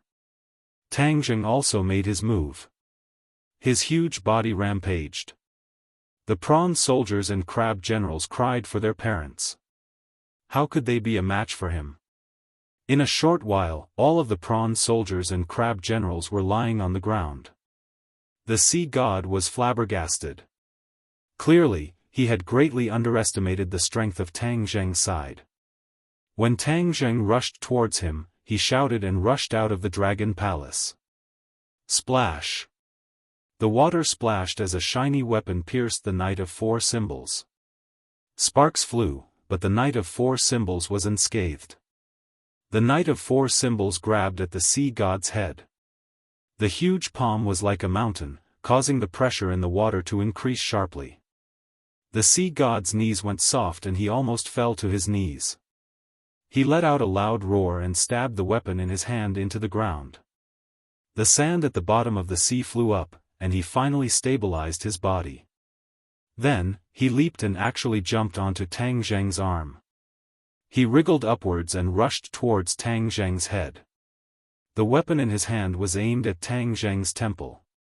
Tang Zheng finally saw his weapon clearly. It was a trident. It was bright and was very similar to the construction material of the Dragon Palace. It was more like a piece of art than a weapon. This must be a weapon from the Dragon Palace. This guy's luck is pretty good. This weapon is an Earth-rank treasure. It's even more powerful than my battle soul. However, with the protection of the Knight of Four Symbols, Tang Zheng was equivalent to being invulnerable. All of his attacks were wide open, and it was difficult to determine the victor between him and the sea god. The other sea demons watched this scene with their mouths agape. In their impression, the sea god was unreachable and invincible. However, this big guy was actually so powerful that he was not at a disadvantage at all. It completely overturned their worldview. The sea god gradually clenched his teeth and did not have the leisure to speak. However, his face became gloomier and gloomier. His handsome face became somewhat sinister. Bang! The Knight of Four Symbols and the trident collided head-on. The trident flew out of his hand. The sea god reacted quickly and tried to snatch it back. However, Tang Zheng was even faster. With a thought, the Four Symbols Venerable relied on his height and size to block the other party's path with a horizontal movement, and ruthlessly slapped down with his palm. Slap! The sea god was sent flying by the slap. It was unknown how far he flew before he disappeared without a trace. The Knight of Four Symbols grabbed the trident and threw it to Huang Xiang. The other sea demons cried out in alarm. Some of the sea demons who were hiding in the Dragon Palace and did not have time to rush out trembled in fear and hurriedly retreated. Roar, I'm going to kill you. A roar came from afar. The seawater boiled and bubbled chaotically. Boom! A golden light flew over from afar. This golden light became more and more dazzling. In the blink of an eye, this space was completely dyed in gold. A huge object slammed into the Knight of Four Symbols' body. With a boom, the Knight of Four Symbols lost his footing and fell to the ground, kicking up a cloud of dust. The golden light followed like a shadow and instantly enveloped the Knight of Four Symbols. The Knight of Four Symbols was immediately wrapped tightly by the golden light. Caught off guard, he was knocked over. Tang Zheng was truly shocked, but he did not panic. He took a closer look and saw clearly what this golden light was. This was the sea god's true form. Tang Zheng was all too familiar with this true form. A dragon. This guy was actually a dragon. He had not completely transformed into a dragon. He was only a flood dragon and could not be compared to the five-clawed golden dragon. However, he already had some of the appearance of a dragon, such as these golden scales. However, the meticulous Tang Zheng still discovered that these golden scales were mixed with black scales. Clearly, this was a sign that the sea god had not completely transformed into a dragon. Moreover, he only had 2 claws. His level was too low. But even so, he still had the aura of a dragon. This strand of dragon chi was extremely familiar to Tang Zheng, and he actually felt a sense of intimacy from the bottom of his heart. However, the sea god obviously did not have this kind of feeling. He only had endless anger towards Tang Zheng. His body was extremely huge, close to 100 meters long, and had completely wrapped around the Knight of 4 Symbols. He was tightening his grip bit by bit, wanting to use this method to defeat Tang Zheng. Seeing that, Huang Xiang and Xiao Bai immediately rushed over to help, but Tang Zheng immediately stopped them. "I'll deal with him myself." As soon as he finished speaking, he jumped out of the Knight of 4 Symbols' body and stood on top of his opponent. The sea god looked at this guy who suddenly appeared in astonishment and exclaimed, "You're the one controlling this big guy." The moment Tang Zheng entered the water, he felt a huge pressure coming from all directions, almost crushing his body to pieces. He immediately circulated the chaotic Vajra spell to counteract a portion of the pressure, but suddenly, an aura naturally leaked out from his body. Dragon Chi! Tang Zheng secretly exclaimed. This aura was actually the dragon chi that he had absorbed from the 5-clawed golden dragon in the past.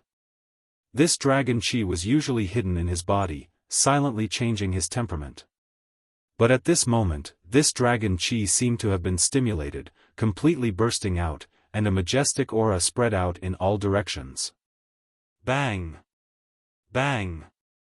Bang! The other sea demons turned pale with fright. Their legs went soft and they all knelt down, trembling as they lay on the ground, as if they had seen something terrifying.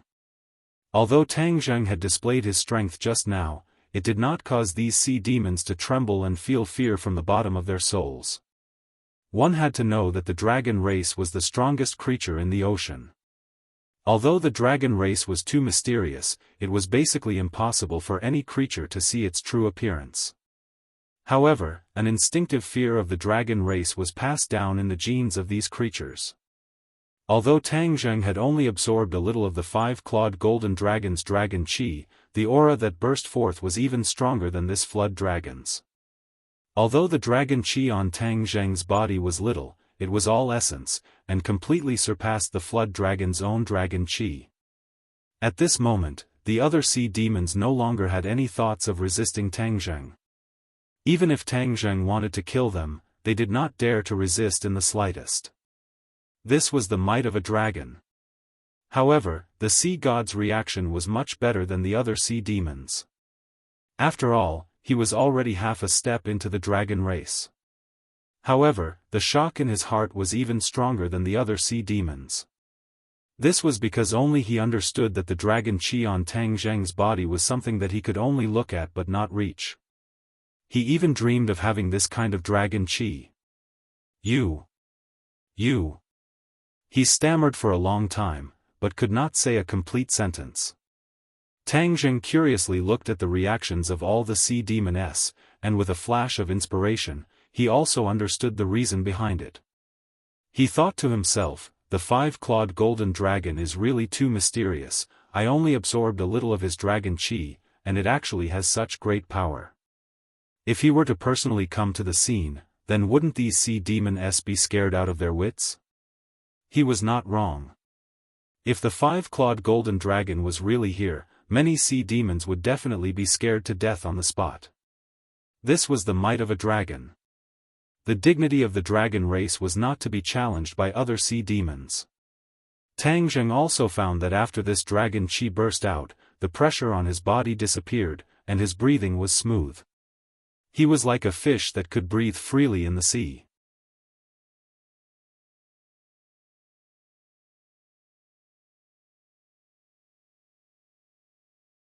Chapter 501. Tang Zheng rolled his eyes and stared at the sea god. The sea god's heart trembled as he transformed back into his human form. He resisted the urge to kowtow and said while gritting his teeth, "Why do you have the dragon chi on you?" Tang Zheng laughed coldly, "You don't need to know about this. He raised his leg and walked straight towards the other party. The sea god immediately retreated and waved his hand in panic, "Don't come over." Seeing him so afraid, Tang Zheng did not completely relax his guard. The other sea demons were extremely afraid of this dragon's might, but the other party was a flood dragon after all, so they might not be completely afraid of him. If he was not careful, the other party would counterattack and Tang Zheng would suffer a huge loss. "You forcefully occupied this dragon palace and willfully killed the innocent. Do you know your crime?" Tang Zheng berated sternly. The sea god stammered, not knowing how to answer. "Release the people you captured quickly," Tang Zheng shouted. The sea god remained unmoved. "If you don't want to listen, then I'll do it myself." After Tang Zheng released the dragon Qi, he had an inexplicable sense of familiarity with the dragon palace. He could vaguely sense that there would not be any other dangers inside. As a result, he strode towards the dragon palace. The sea god clenched his teeth, his face ashen. Seeing that Tang Zheng was about to enter the dragon palace, suddenly, a fierce light flashed in his eyes, and he pounced towards Tang Zheng. Hiss! Before he even got close, he transformed into a flood dragon, his huge dragon head directly biting towards Tang Zheng's head. The waves behind him churned. Tang Zheng suddenly turned around, the dragon Qi on his body seemed to be boiling, the dragon Qi became even stronger, a trace of fear flashed across the sea god's eyes, his movements involuntarily hesitating. Just at that moment, a light flashed in Tang Zheng's hand, summoning the heaven-shocking bow and the shooting sun arrow. He knocked the arrow. Whiz! The seawater automatically split to the sides, creating a vacuum. The shooting sun arrow shot towards the sea god with an ear-piercing whistle. The sea god swung his tail, knocking the shooting sun arrow away, and fiercely bit down on the dragon head. Tang Zheng's eyes turned cold as he fired another shooting sun arrow. This time, it was even more powerful than the previous one. The sea god's huge eyes were filled with fear as he felt that the god of death was coming for him. He cursed inwardly and swam to the side. However, his body was too big, so it was not easy to change direction. With a puff, a cloud of blood mist burst out of the sea god's head. The pungent blood instantly dyed the seawater red. Its enormous body twisted and rolled fiercely. Many sea monsters were caught in the crossfire and killed on the spot after being swept by the dragon's tail. Lord Sea God. Gue Qiansui rushed out of the dragon palace and rushed to the sea god's side. However, he was hit and flew back into the dragon palace. The sea monsters, who were afraid of Tang Zheng's dragon might and were lying on the ground, not daring to move, scattered and fled. They looked at the sea god, who was screaming miserably. Gradually, the sea god's movements became smaller and smaller. Finally, he completely stopped and fell on the seabed, motionless. Little White jumped onto his huge body with a squeak and cheered at Tang Zheng. Tang Zheng walked over and found that there were 2 shooting sun arrows in the sea god's head. He was completely dead. He pulled out the shooting sun arrows and put them away. Looking at this huge body, Tang Zheng was overjoyed. The flood dragon was not an ordinary monster. His body was a treasure. He directly pulled out the dragon tendon of the other side. With a wave of his hand, the dragon snare that tied the octopus monster flew into his hand. The dragon snare was originally made to trap the dragon clan, but now its level is too low. It can only trap ordinary monsters. If this dragon tendon is added, its quality will definitely rise. When the other demonic beasts saw that their boss's dragon tendons had been pulled out, none of them dared to resist. They all lay on the seabed, trembling. Even the octopus demonic beast that had escaped did not dare to escape. Only fear was left in its heart. Xiao Bai lay on the flood dragon's abdomen. Its little claws dug out, and an inner core flew out. It sucked hard with its little mouth. Whoosh! The inner core was sucked into its stomach, and a golden light was emitted from its body. Tang Zheng looked at Xiao Bai in amazement. It had absorbed the blood essence of the Beast King, and now it had swallowed the Flood Dragon's inner core. This little guy was really a foodie. The golden light quickly disappeared, and Little White shook its head and wagged its tail, looking very excited. With a kick of its legs, it jumped into Tang Zheng's embrace. Looking closely, this little guy's eyes had changed. In the past, its eyes were fiery red, but now they had turned golden, and in the middle of the golden eyes was a fiery red, like a lifelike flame. Although Tang Zheng did not understand what this change meant, looking at Xiao Bai's happy appearance, this change was definitely not a bad thing. Rubbing its little head, Tang Zheng laughed involuntarily. "You little brat really know how to find treasures." Although the Flood Dragon's most precious dragon tendon and inner core had been taken away, the other parts were still treasures.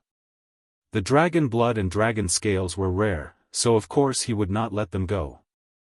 With a wave of his hand, he put the dragon body and the 4 symbols venerable into the Sumera ring. Then, he strode into the dragon palace. He involuntarily took a deep breath, and a faint dragon aura floated in the air. He was overjoyed. No wonder these monsters' cultivation speed was so fast. It must be the effect of the dragon aura. He opened his mouth, operated the mysterious technique, and sucked. Like a bottomless hole, the dragon aura in the air quickly flew into his mouth. In an instant, a whirlwind rose from the ground, and in the center of the whirlpool was Tang Zheng's mouth. The dragon aura in the sky quickly gathered and was continuously sucked into his stomach. The speed at which he absorbed the dragon aura was even faster than the Flood Dragon. After all, he had the dragon aura of the 5-clawed golden dragon in his body, which was of the same origin as the remaining dragon aura of the dragon palace itself. There was a natural sense of intimacy. After a while, when he stopped, the dragon aura in the air was very thin, and the true qi in his body was overturning the sea. The dragon aura and true qi merged into one, and the true qi rapidly expanded. Boom! There was a loud noise in his mind, and his true qi returned to calmness, but his temperament had changed a lot, becoming more and more majestic. "My cultivation has broken through again, 6th grade Anidia." Tang Zheng was overjoyed. He did not expect that he would be able to pick up a big bargain this time. The dragon aura was too useful. Unfortunately, there was not much dragon aura left in the air, and most of it was absorbed by the Flood Dragon and other demon beasts. Otherwise, Tang Zheng's cultivation would have increased by more than 1 level. When the other demon beasts saw this, they were even more frightened. They lay on the ground and looked up at Tang Zheng. Tang Zheng did not care about these shrimp soldiers and crab generals. When he went straight to the dragon palace, Gui Qiansui came out with a few hostages. The Sea King was still as arrogant as ever, while Princess Annie and the other 2 had terrified looks on their faces. Even though they were experienced and knowledgeable, what they had seen and heard along the way had completely overturned their worldview. It was already impressive that they were not scared witless. "Kneel!" Gui Qiansui spoke and shouted. The Sea King was proud, and glared at and the other 2, and shouted, "Kneel, did you hear Master Gui's order? I'm talking to you, not them." Gui Qiansui was furious, and an invisible force hit the Sea King's face. Half of his face swelled up, and he spun like a top and fell to the ground. He was confused. Wasn't Gui Qiansui on his side? Why did he ask him to kneel and hit him? Gui Qiansui was full of hatred. If the Sea King's subordinates had not captured Tang Zheng on the island, the following series of events would not have happened. Therefore, the Sea King was the culprit. Gui Qiansui even had the thought of killing him. However, it was not up to him to decide. Everything had to be decided by this mysterious young man, and even his life was in his hands. Gui Qiansui was already lying at Tang Zheng's feet, trembling. Previously, he dared to sacrifice himself to save the Flood Dragon. Now that the flood dragon was dead, he completely gave up the idea of resisting. He only wanted to save his life. Upper Immortal, please don't be angry. I was blind and offended you. I deserve to die. Guo Qiansui kept begging for mercy, and his head kept knocking on the ground. The crystal floor was already stained with red blood. Upper Immortal? Tang Zheng was startled. Was this old turtle's eyes blurred? How am I an Upper Immortal? I am just a cultivator. All of this is the Sea King's doctrine. We are his subordinates, and we have to follow his orders. We were all forced. Guo Qiansui cried. The other sea monsters also hurriedly kowtowed. Even the octopus monster echoed, Guo Qiansui is right. We were all forced. Please spare our lives. The sound of crying and begging for mercy was deafening. It was mixed with the whining of many sea monsters that could not speak. This scene was particularly strange. A group of sea monsters with strange shapes actually kowtowed to a person, and begged for mercy with snot and tears. In any case, and the others were completely stunned. They looked at Tang Zheng as if they had seen a ghost. Among them, and was relatively familiar with Tang Zheng. But at this moment, she had a great feeling of strangeness. She originally thought that he was just an ordinary fisherman. This kind of thinking was ridiculous. How could there be such a powerful fisherman? She could not help but recall some of the legends about the East that she had read in books. He was like those legendary immortals. Moreover, these sea monsters called him an Upper Immortal, so he must be an immortal. These members of the royal family were staunch believers of God. Although technology was changing, they still believed that there was a God in this world. She did not expect to see an immortal today. Although it was an immortal from the Eastern world, it was still an eye-opener.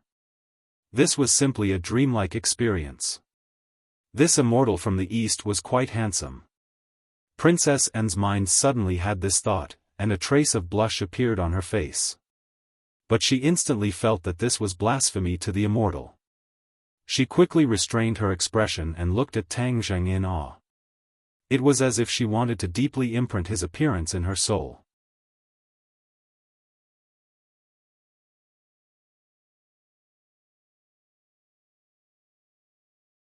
Chapter 502. Looking at their actions, Tang Zheng came back to his senses. Although N's identity was prominent, he didn't want to have too much contact with her. After all, his identity was too sensitive and he didn't want to make it public. He walked towards them. The Sea King was so scared that his face was stuck to the ground and he didn't dare to move.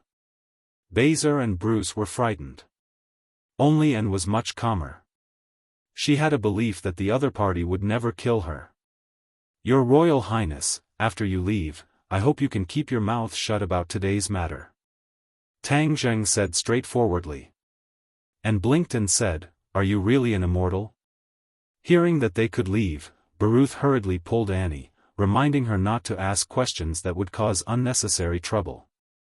Annie, on the other hand, remained indifferent as she stared at Tang Zheng with a burning gaze. I'm just an ordinary person. Everyone has their own secrets. I don't want to tell others. Tang Zheng said lightly. They all call you immortal, so you must be an immortal, right? Immortals are very low-key and benevolent.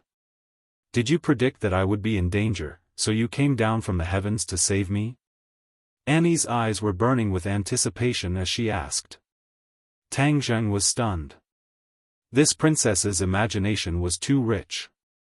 She was not limited to the fantasy of a hero saving a beauty, but an immortal saving a beauty. Was her charm so great? Tang Zheng looked at her deeply. Her charm was really that great. Seeing Tang Zheng staring at her, and didn't feel disgusted. Instead, she felt a kind of heartfelt joy. Her face blushed. Cough. Tang Zheng awkwardly coughed and said, Princess N, you are out of danger. I will ask them to send you back to the sea. You haven't answered my question yet. And eagerly asked. Tang Zheng turned a deaf ear as he waved his hand at Guo Qiansui and said, "Since you are the one who brought them back, then immediately send them back. If I find out that you have ill intentions towards them, then I will definitely not let you off." Guo Qiansui was overjoyed as if he had been granted amnesty. He hurriedly accepted the order. "Yes, please rest assured. I will definitely send them back safely." Tang Zheng shifted his gaze and looked at the Sea King again. Just as he was about to finish him off, he heard Bruce say in a trembling voice, "Immortal, can you let us take the Sea King away and deal with him?" Tang Zheng's heart skipped a beat. This time, the Sea King had humiliated the Swedish royal family. They would definitely want to deal with the Sea King personally, which would be more painful than killing him directly. Thus, Tang Zheng accepted this suggestion. Bruce and Baser heaved a sigh of relief, thinking that this Eastern immortal was not that difficult to talk to. He was quite reasonable.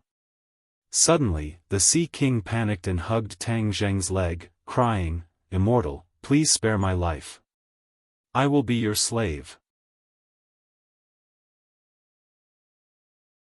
I will do whatever you want me to do. Just don't let them take me away." He knew very well that he would not be able to survive this time, so he was so scared. Tang Zheng snorted and said, "Are you afraid? Then why didn't you have a little mercy when you captured those people? You brought this upon yourself. Baser, catch him." Baser was overjoyed and quickly caught the Sea King. "Let's go," Tang Zheng said lightly. Several bubbles immediately wrapped them up. And still wanted to say something, but she found that her voice could not pass through the bubbles. She could only watch Guo Qiansui take her to the surface of the sea. The bubbles burst on the surface of the sea, and they floated on the surface. Guo Qiansui dived into the sea again. And angrily wanted to dive back to find the immortal, but she was quickly stopped by Bruce. "Your Highness, please don't. It was not easy for us to escape. We should rush back to our country immediately." Bruce persuaded earnestly, "The king and queen must be very anxious after losing our news. But if we miss this chance, it will be difficult to see that immortal again." And said sadly, "But without the help of that monster, we can't dive to the bottom of the sea." Bruce said. Annie hung her head dejectedly. She had to admit that they were too weak to accomplish this task. A whistle sounded. Baser looked at several huge warships in the distance and shouted in surprise, "Warships, someone is coming to save us. It's our country's warships." Bruce was also happy. A moment later, they were picked up on the warships. The news of Princess Anne's safe return immediately spread. The audience all over the world rejoiced, but more people were interested in what happened during this period. When Anne arrived in her country, the world's media had been waiting for a long time.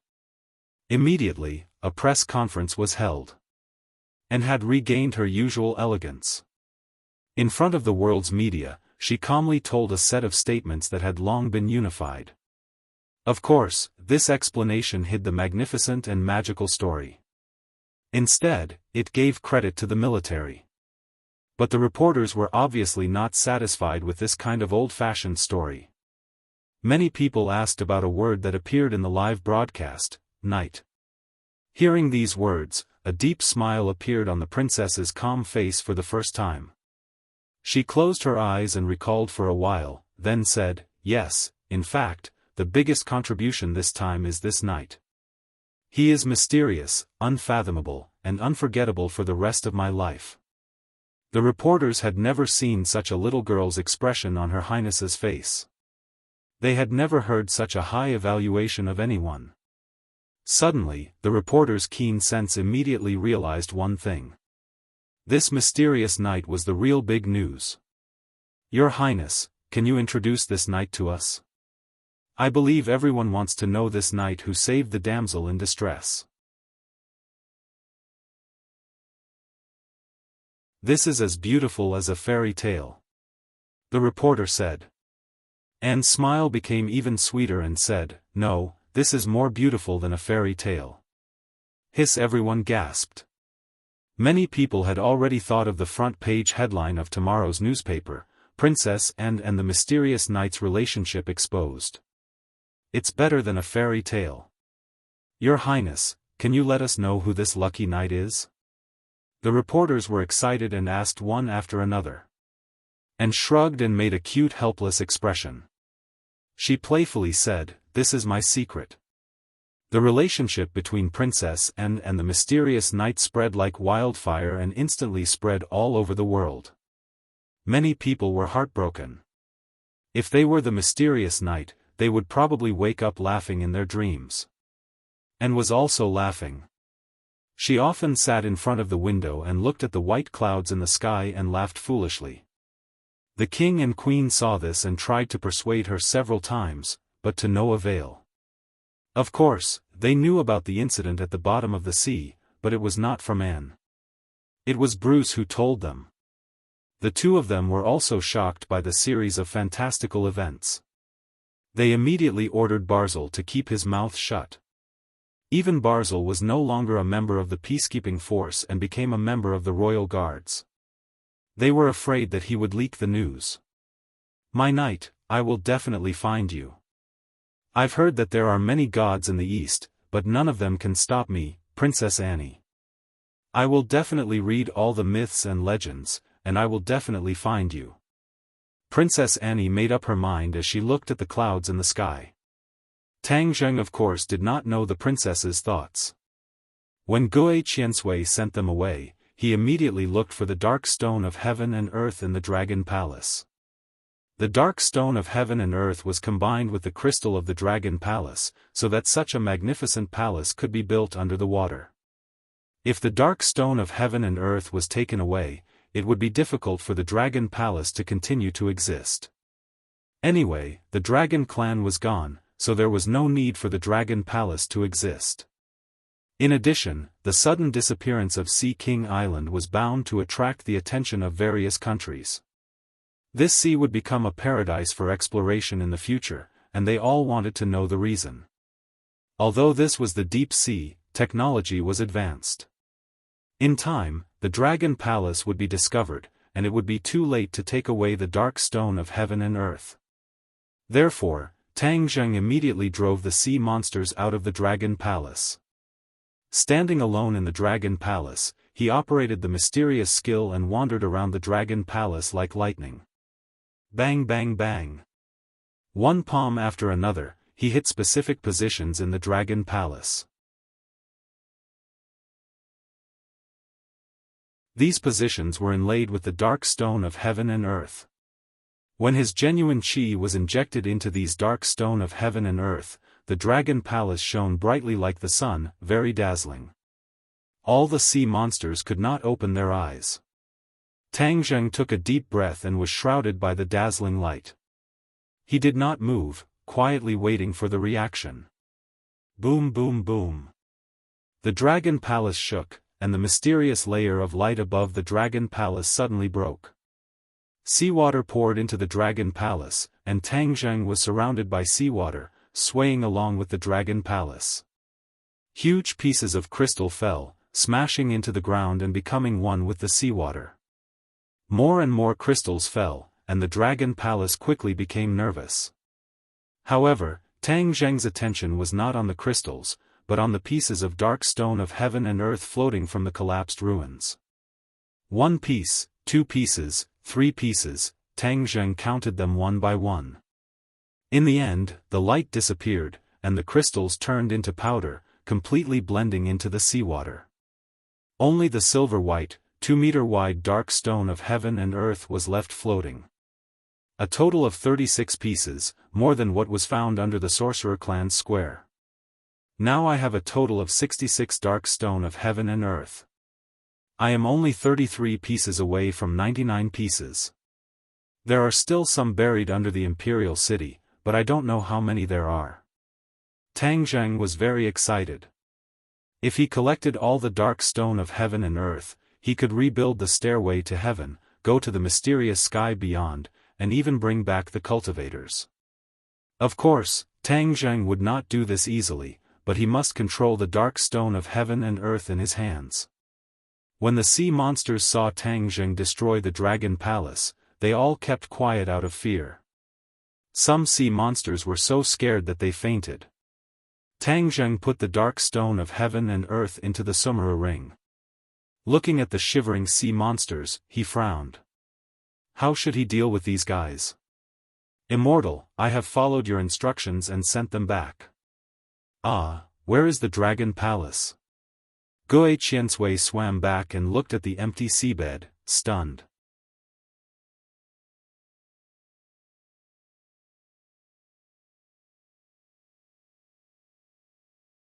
Chapter 503. Guo Qiansui, let me ask you. Tang Zheng said. Guo Qiansui woke up from his dream. There was no doubt that the dragon palace was destroyed by this immortal. Guo Qiansui was very clear that the dragon palace was impregnable and could not be destroyed easily. But in a short time, the dragon palace was destroyed. This showed that the immortal was more powerful than he thought. Guo Qiansui did not have any thoughts of resistance. He crawled on the ground and said with fear, Immortal, please ask. I will tell you everything I know. Tang Zheng nodded with satisfaction and asked, when you faced the human fleet, why did you make their planes and ships lose their power? Guo Qiansui was secretly happy. If it was other questions, he might not be able to answer. Then he would be useless to the immortal and he would not be far from death. Guo Qiansui could not wait and said, Immortal, this is the effect of my unique skill, Mysterious Sound Wave. It is a spell that I accidentally learned. Mysterious Sound Wave? Tang Zheng creased his eyebrows in suspicion. Seeing Tang Zheng frown, Guo Qiansui thought that he did not believe him and quickly said, Immortal, this is indeed the effect of my mysterious sound wave. You can ask the octopus, he can testify. Tang Zheng turned his head and looked at the octopus. The octopus, who only had 2 tentacles left, hurriedly said, Hi Immortal, Guo Qiansui's words are not false. This is indeed his famous skill. Oh, can this spell be taught to others? Tang Zheng no longer doubted and asked curiously. This kind of spell was a fatal blow to the humans' high-tech troops. Tang Zheng certainly could not turn a blind eye to it. Guo Qiansui showed a difficult expression and said, It's not that I want to hide it from you. This spell needs to be coordinated with my throat to release the black sound wave. The sea god once asked about this spell, but he didn't learn it in the end. Seeing the disappointment on Tang Zheng's face, Guo Qiansui panicked and said, Of course, the sea god cannot be compared with the immortal. If the immortal is interested, this little demon can tell the black sound wave to the immortal. Tang Zheng waved his hand. He understood that some spells could only be practiced by certain races. This time, he had already obtained the black stone of heaven and earth, and his cultivation had increased by 1 level. He had already taken all the benefits, so there was no need to covet this ethereal black sound wave. Hi Immortal, since this little demon's mysterious sound wave can enter your eyes, I wonder if this little demon can follow you everywhere in the future. Guo Qiansui said expectantly. Tang Zheng was overjoyed. This little turtle was quite tactful. This kind of monster with special abilities was rare. No matter whether the other party was sincere or not, it was not a bad deal to take him under his wing. Alright, from now on you will follow behind me.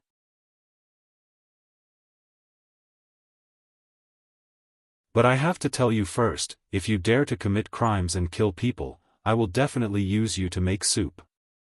Tang Zheng fiercely said. This little demon doesn't dare, this little demon doesn't dare. Guo Qiansui hurriedly said, in fact, this little demon used to pretend to be an island. In addition to sending out the black sound wave, I also directly fought with humans. And all of this was under the command of the sea god, not out of this little demon's heart. Tang Zheng calmly nodded, I don't care about the past, I only care about the future. Take care of yourself. Guo Qiansui was overjoyed. When the other sea monsters saw that Guo Qiansui had found a good place to go, they all showed a look of envy. Even the octopus monster was envious. He hesitantly said, "High Immortal, this little demon also wants to serve you everywhere?" Tang Zheng's face sank and angrily shouted, "Little octopus, I have already done enough by not killing you. How dare you be so delusional?" The octopus demon was so scared that his entire body trembled. He said in a trembling voice, "This little demon is being delusional." Tang Zheng coldly snorted, swept a glance at the sea demons prostrating on the ground, and said, "You guys have committed crimes in the past, so logically speaking, I should have gotten rid of all of you. However, the heavens are benevolent, so I will let you guys off, but you have to remember, if you dare to commit crimes in the future, the fate of that flood dragon will be your example." "Yes, thank you High Immortal for not killing us." The sea monsters were very grateful. "Gui Qiansui, let's go." "High Immortal, you can call me Little Turtle," Gui Qiansui said in fear and trepidation. Few after a while, when they finally surfaced from the sea, Tang Zheng took a deep breath and looked at the endless blue sea. He was worried that there was no boat to go back to China. Gui Qiansui seemed to know Tang Zheng's thoughts and carefully said, "High Immortal, you can sit on my back. I can carry you anywhere." Tang Zheng was overjoyed. "Yes, I almost forgot about this means of transportation." So in the next few days, Tang Zheng rode Gui Qiansui, either stealthily or treading on the waves, and gradually approached the coastline of Huaxia. An open-air beach swimming pool was crowded. The spring festival was approaching, and many tourists chose to go to the south to spend the winter. Splash! 2 water splashes bloomed on the sea, and 2 people emerged and swam to the coast like 2 fish. The tourists next to them looked at them. These 2 guys were swimming with clothes on, so interesting. Passing through the turbulent crowd, Tang Zheng and Huang Xiang took Xiao Bai and Gui Qiansui, who had shrunk into an ordinary little turtle, ashore. The 2 went straight to the airport and took the same day's flight back to ordinary balance. When they set foot on the land of ordinary balance, looking at the familiar streets, a familiar feeling spontaneously arose, but the air seemed to be filled with an unusual atmosphere. When they took a taxi to Shangfeng Shangshui district, this strange atmosphere became more and more intense. "What's going on?" He looked around, and several suspicious faces jumped into his eyes. There were several people sitting in a shop across the street, and their faces were quite unfriendly. Tang Zheng secretly remembered it in his heart, and without hesitation walked into the district. When he passed the gate guard, he found that there were several unfamiliar faces, and they were not the previous security guards, and the atmosphere of these people was very strange. Tang Zheng was brave, and did not immediately attack, but quickened his pace and ran home, and an ominous premonition gradually hit his heart. Gotcha! When he turned the key to open the door, it was empty. "Grandpa, are you home?" No one answered, and everything in the house was the same, and there was no clue. Something must have happened. "Grandpa, you must not let anything happen to you." Tang Zheng's heart gradually began to panic. He remembered his grandpa's phone number, but his own phone was lost during the fight on the plane, so he had to go downstairs to the public phone to contact his grandpa. When he walked downstairs, an old man rushed out from behind a tall tree, and shouted at him, "Little Zheng, quickly run, there are bad people coming to catch you." Tang Zheng recognized this old man, as he was one of the old people who worked with his grandpa to make the recycling station. Tang Zheng's heart suddenly tightened, and looking around, from all directions, there were already many people rushing out, directly surrounding him. "Little Zheng, quickly run, your grandpa has been caught by them, you can't follow in his footsteps," the old man anxiously shouted. Tang Zheng's raised foot suddenly stopped, and his face was gloomy, as he stared at the people rushing over. The old man saw that he was not moving, and became even more anxious, and wanted to rush over to push him away, but was pulled back by a person behind him. "Tang Zheng, you are under arrest," the leader said to Tang Zheng. Tang Zheng coldly laughed and said, "Who are you, and what qualifications do you have to arrest me?" "If you don't want anything to happen to your grandpa, you better cooperate with us. The other side coldly threatened. Tang Zheng angrily said, "What did you do to my grandpa? He is now in our hands, and not only him, even your good friend Fang Shishir is in our hands. If you know what's good for you, then obediently come with us, or else, you will never see them again." You also caught Shishir? Fang Shishir should have returned to the country for the winter vacation, so she fell into their hands.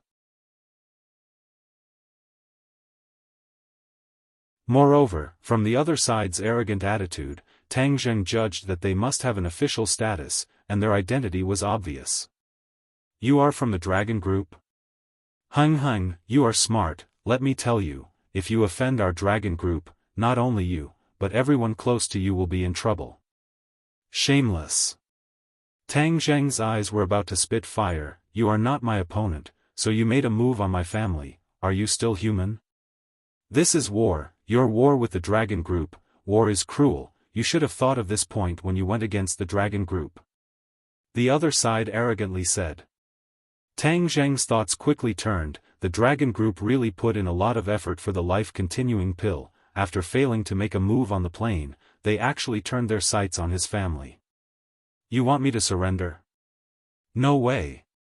Tang Zheng knew the Dragon Group's conduct. He must not let the other side catch him, otherwise, it would fulfill the other side's wish, allowing the Dragon Group to deal with his family without any scruples. As long as he was not caught, the Dragon Group would have scruples and would not dare to kill his family. As a result, Tang Zheng pushed out both of his palms and directly struck the leader's chest. The other party clearly did not expect that Tang Zheng would dare to make a move in this kind of situation. Caught off guard, his chest caved in from the palm strike and his eyes bulged out. He flew far away and crashed into a tree trunk, dying on the spot.